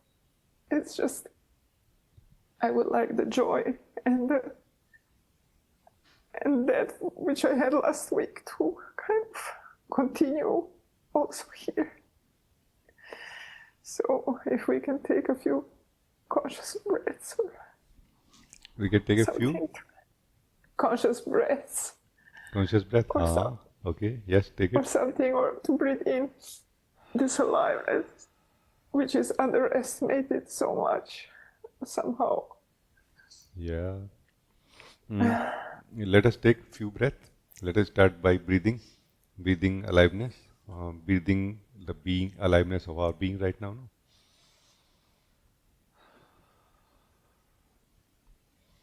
This breathing of our own aliveness, breathing the aliveness of life, of source, of the Lord, is not going to remove anything. It's not going to bring anything new also. It's just going to change something fundamental here, like the state of the experiencer, and a harmony is present here now more. While the same things remain still, the pain remains, but it is not a problem anymore. It is part of something much bigger now. You know, it is part of, it is seen as an opening now. It's something is opening now, and it is the pain of opening. It is not really personal anymore, you see. So the one who was suffering through it is not there, and the one who is here, who is opening up now, is fairly very happy about it, that okay, finally it is opening up. Like I'm being made free from it, you know, like this. So with this kind of openness, let us breathe, no?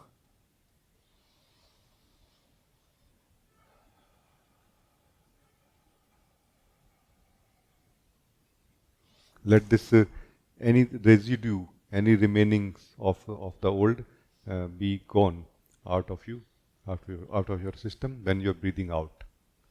When you are breathing in, let the fresh life, pure love of the source enter into your system, into your being, into your mind, into your feelings, into your all the layers, all the course.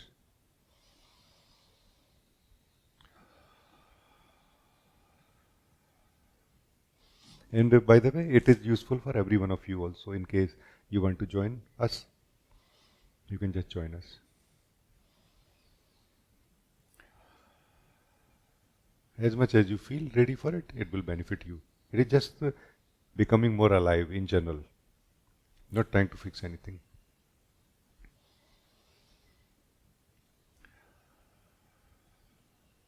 So there are different degrees of aliveness. We are just trying to increase that degree of aliveness right now in the system, in the consciousness, so that that sense of sufferer is not there, but the pain will be still there. But the pain being experienced by the joyful being that you are now. That being which is not divided, that being which has never become anything else, that being which is already one with the source, but with the one being also. You know, our being is not separate from the being of the source ever at any point of time. Feeling that we are separate is what it means to be ego. So allow this love of the source to pour into ourselves through every incoming breath. And let the outgoing breath take away all the dead weight, which is more connected to the identity of the person, not the actual energies of the body mind. They are totally fine. They may produce pain, but there is no one suffering from it, because there is no one resisting to it. You see? So allow this prasad to be received and consumed by your being much more than by your energies. Okay?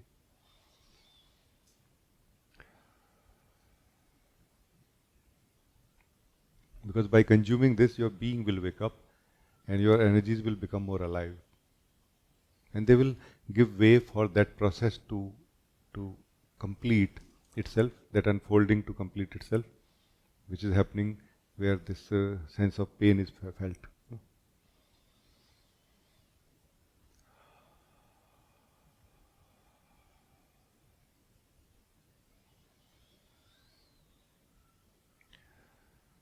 When you are breathing, don't just feel that you are breathing from the nose or from the mouth. No, whole of your body, mind, all of your course are breathing in and breathing out. Breathe like this. Because the existence is all over the place. It is all around you. The source is all around you. The Lord is all around you. It is We all are in the embrace, loving embrace of the source. Now we are just opening up to it through this breathing. No? That presence of the source is embracing you and sharing its love. Let us accept it. We are accepting it only.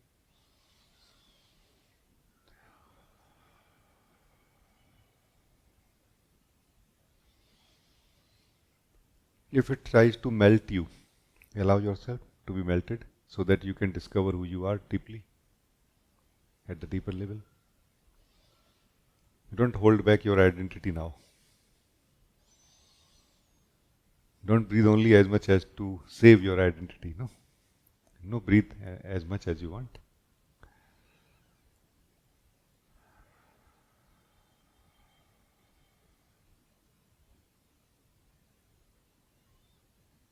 Now just let it be.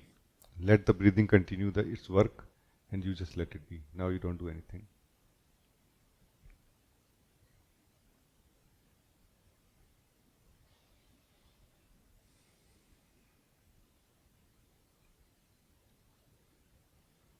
You allow the pain to remain as it wants to remain. You allow yourself to settle in your being, in your truth, in your joy, in your beingness, no? Where we are not really feeling a direct connection with the pain. We are just experiencing that as if it is present. Now it is not emotional or personal pain anymore. It is more like a pain in the body. Similar to that, there is a pain at a deeper level, like this. It is a pain, but there is no region or interpretation about it now. Allow yourself to withdraw yourself from that mind which is interpreting, from that those emotions also which are interpreting it, and fall into the purity of your being, where you don't have a past. The being that you are does not have a past. You have a memory of the past, but you don't have a past, like a reality. But past, like something happened, what happened, and there is a memory of it, but not alive emotionally, only in the mind, not in the emotions. No? Let the emotions be transformed and filled by the light of your being, by the grace and the prasad of the Lord also. Let that same emotions which are carrying that personal sense of sufferer be replaced by this grace, by this prasad, by this being.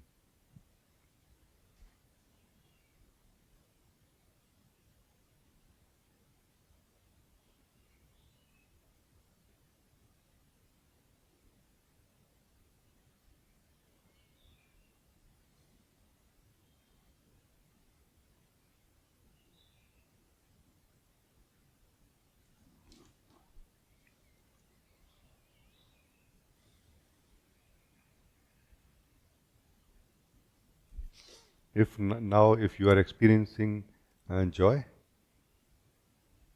then continue living in this joy and continue remaining aware of the experiencer that you are, because here you are the true experiencer when you are experiencing joy. If you are experiencing any suffering, any resistance to any pain inside, then you need to be more aware of the experiencer that you are, not trying to change the experience.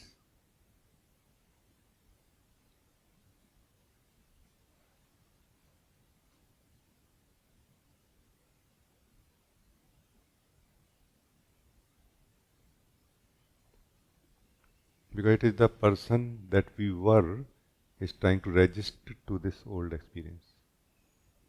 And like this we may continue remaining as that person also. If you let go of being that person and let the pain remain here, it will become an impersonal pain, like an energetic pain only.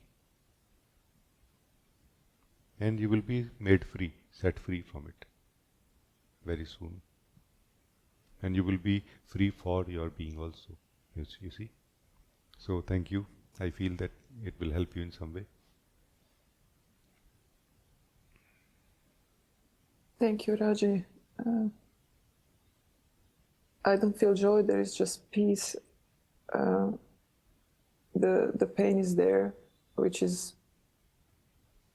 I can see it only as energetic lumps, and it affects breathing as well, the physical breathing. So the breathing of the space can be there, but the physical breathing is as if choking. So And then, at the moment, then in yes. that case, breathing out will be a good practice in that case. Okay. Like, no? Like this, no? Breathing out more. And that kind of will going to continue releasing that fog or that smoke being created by it until necessary, and it is dissolving anyway, this energy. As soon as we withdraw ourselves from this experience, because this experience is trying to dictate who you are here. And as soon as you are withdrawing yourself from who you are here into the truth of who you are, this cannot survive now. It needs your support. All the egoic experiences need the support in the form of ourself to be ego. And when you have withdrawn this support, this cannot survive now. It will merge, kind of melt and merge and become part of the existential being that you are now. It's just a matter of time now. So don't worry, it's totally fine. Let the process complete. Can I just say one more observation? The experience is as if the soul that lives like everything else is pain, which is body, mind, and only like the death of it can be the release from this pain. Not being suicidal or anything, but this is just the experience that I had. That only the dying of this is going to resolve this pain, but it is probably just an idea from the mind. But the space is breathing, and the space is very alive. Like the soul. It is just that as all of this is an obstacle to joy and yeah. It is fine like this.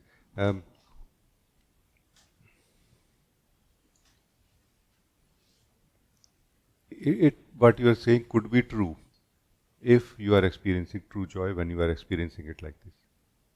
If it is not, then this is not the true place from where we are experiencing it, and then we should not really trust what we are feeling about it.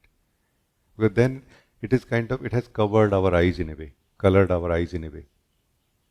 Could be true, but still as if we are wishing that it should end soon now. The joyful being does not wish for it to end. Joyful being simply chooses to be joyful. Not really so much wanting to change the body-mind energies, you see. Or if it want to change the body-mind energy, it want to change them so that they can be aligned to the joyful being, because they are not joyful, energies are not joyful, and the being is joyful.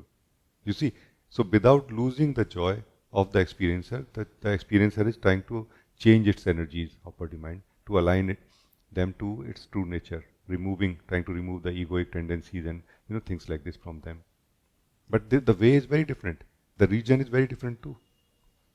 The reason is not because I am suffering. The reason is that just they are not aligning well with me. They are like thinking in a strange way. My way is joyfully looking at things, and yeah, it's okay. And oh no, it's not okay. Oh, it's okay. That kind of egoic responses may be coming or mixed with your voice also. So you see, so be clear about it.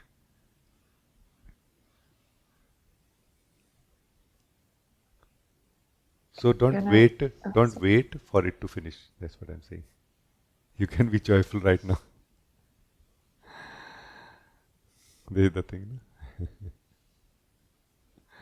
This is something very small, and this is something very big we can learn. that I can let go of my plans and ideas about it. And I can choose to just live my nature, you see. You see, this is what it means, that I can smile even in the middle of everything else going wrong or like this. Yeah. So these are two things. Continue living them parallelly, like this. Don't alternating, not alternating. Alternating is egoic state, no? Like this. Yeah. Can I say one last observation? Yeah. I can clearly see that all of this pain and there is no suffering. There is pain and I'm taking it. But all of this is just kicking of ego, just trying to fight to accept aloneness. And this is what kicked me when I came back. It is so clear. It's yeah. It's true. But the aloneness is a natural thing. Like it is a natural thing to feel as ego. Aloneness is nothing but or loneliness. It is more like loneliness basically. This loneliness is nothing but aloneness that the being enjoys. The being enjoys the aloneness, and as a person we suffer the same aloneness because we want to meet other people. And I don't see anything wrong in this want to meet other people, but not as a person, but as a soul, no? Because there is such a joy. This is what I think Miriam was trying to highlight: relating versus relation, in a way. You see, we want to live in a relation with life, and life is inviting for fortunate beings like you to let go of that model, not live, but not in that model. You see. So what is producing ego is a model, not anything else. You see.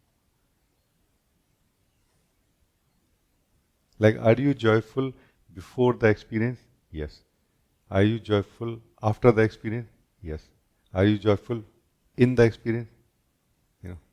And you will at some point say yes. That's what is true joy. True joy. Like this. Where you have finally chosen to be yourself, regardless of whatever is the experience. And every experience is going to be a challenge, of course, like a reminder. But reminder to be joyful, not reminder to get sucked into it. No. To not get sucked into it. This is the reminder. No? So the soul need to learn to read the signboard properly also. So it is saying there is a suffering happening. Turn back towards yourself. It is not saying get sucked into it and get involved with it and try to solve it. No. Like this.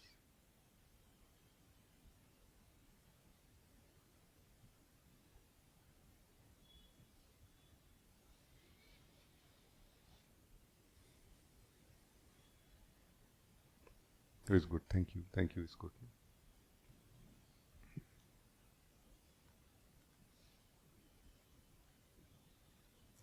Samya, you can talk.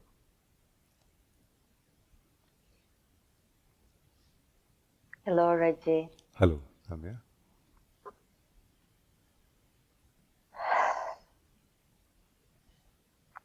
Thank you for today's satsang.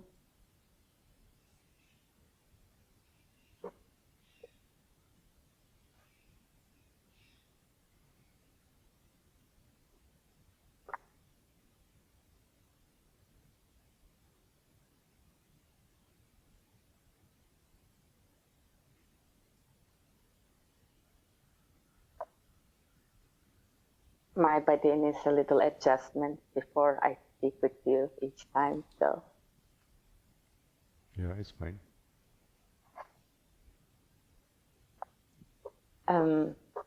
This satsang is like a whole journey for me, and I'm so happy actually to feel that like there is a greater power than me. It was wonderful to see that again. Like each talking was like highlighting for me And like in the first talk with Mira, I realized the unhappiness within me, how unhappy, I don't want to say I am, but how unhappiness just lives here, present here. And then with other talk, I just taste incredible happiness, which you are talking about and which is beyond personal happiness. And after a long time, maybe I cried out of happiness. And then I raised my hand because I didn't want to lose it. I just wanted to take it granted. And then I saw that it started to fade. And then I realized that this unhappiness was about, like, everything is just your words and your sentences, but it's just a realization in me. I just realized that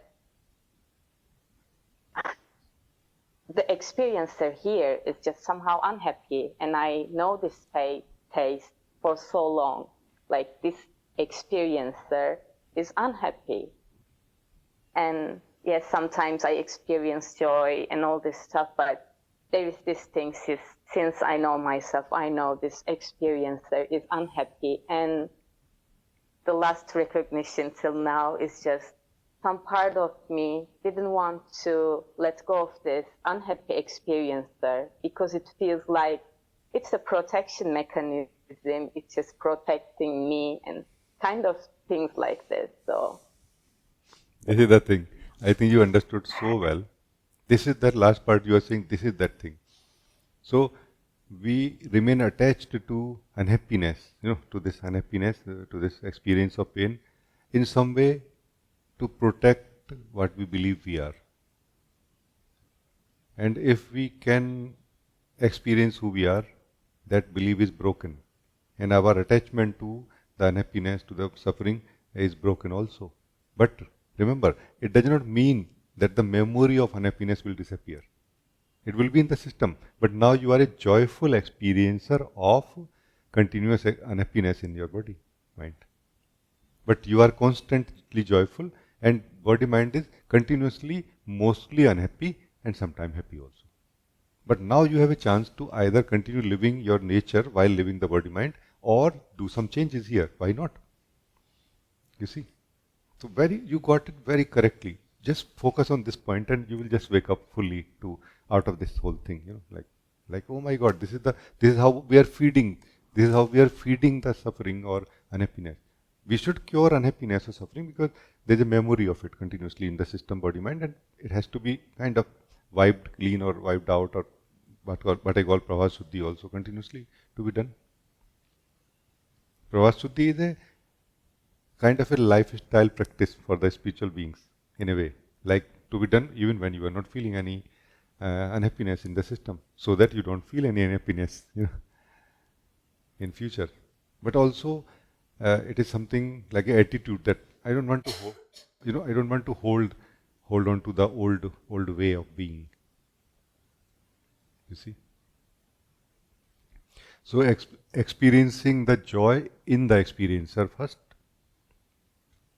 and so deeply that we go beyond the memory of the sufferer we were living in, and then looking and meeting the suffering or the pain of the body mind again, what it is.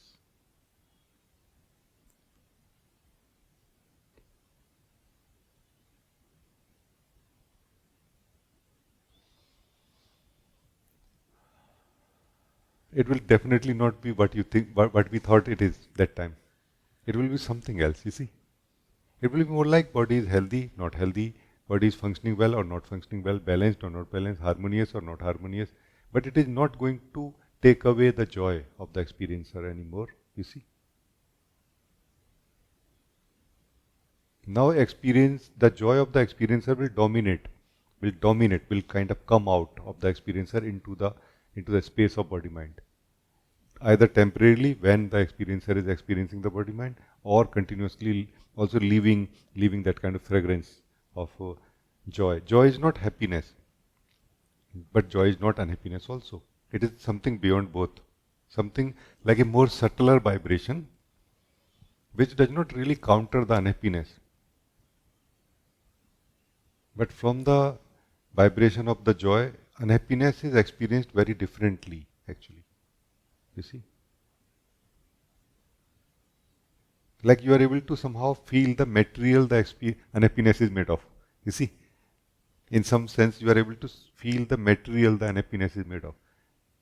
And that also is joy, actually. That also is joy. Even the experience of unhappiness is made of the same thing which the experiencer is made of. But the experiencer cannot experience it until it experiences its own truth or joy of its own being. You see? Like this.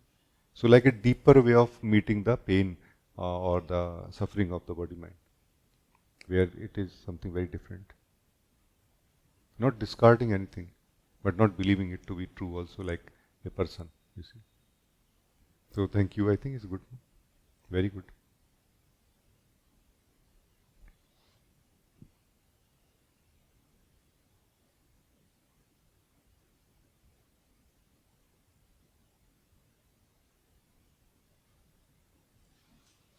So that's why in the spirituality, the center of everything has to be the discovery of who we are. No?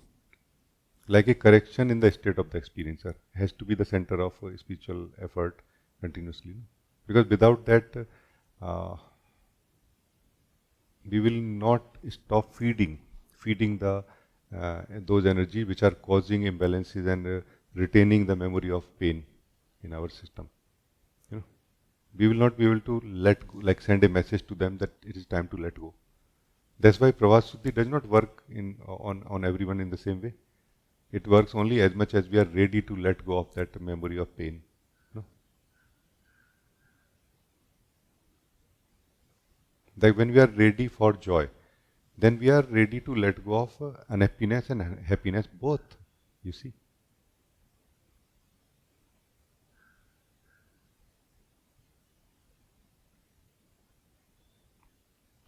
And I will very directly, like very simply, I tell you what it means to be truly joyful. To be is to be truly joyful. To be is to be truly joyful. Just to be. Without being anyone, anything, trying to be anyone, trying to be anything. Try right now, everyone. Just to be. Without trying to be anyone or anything. This is truly joyful. Our own existence is what is joyful, truly joyful. And always so. Every time so, every day so, every minute so.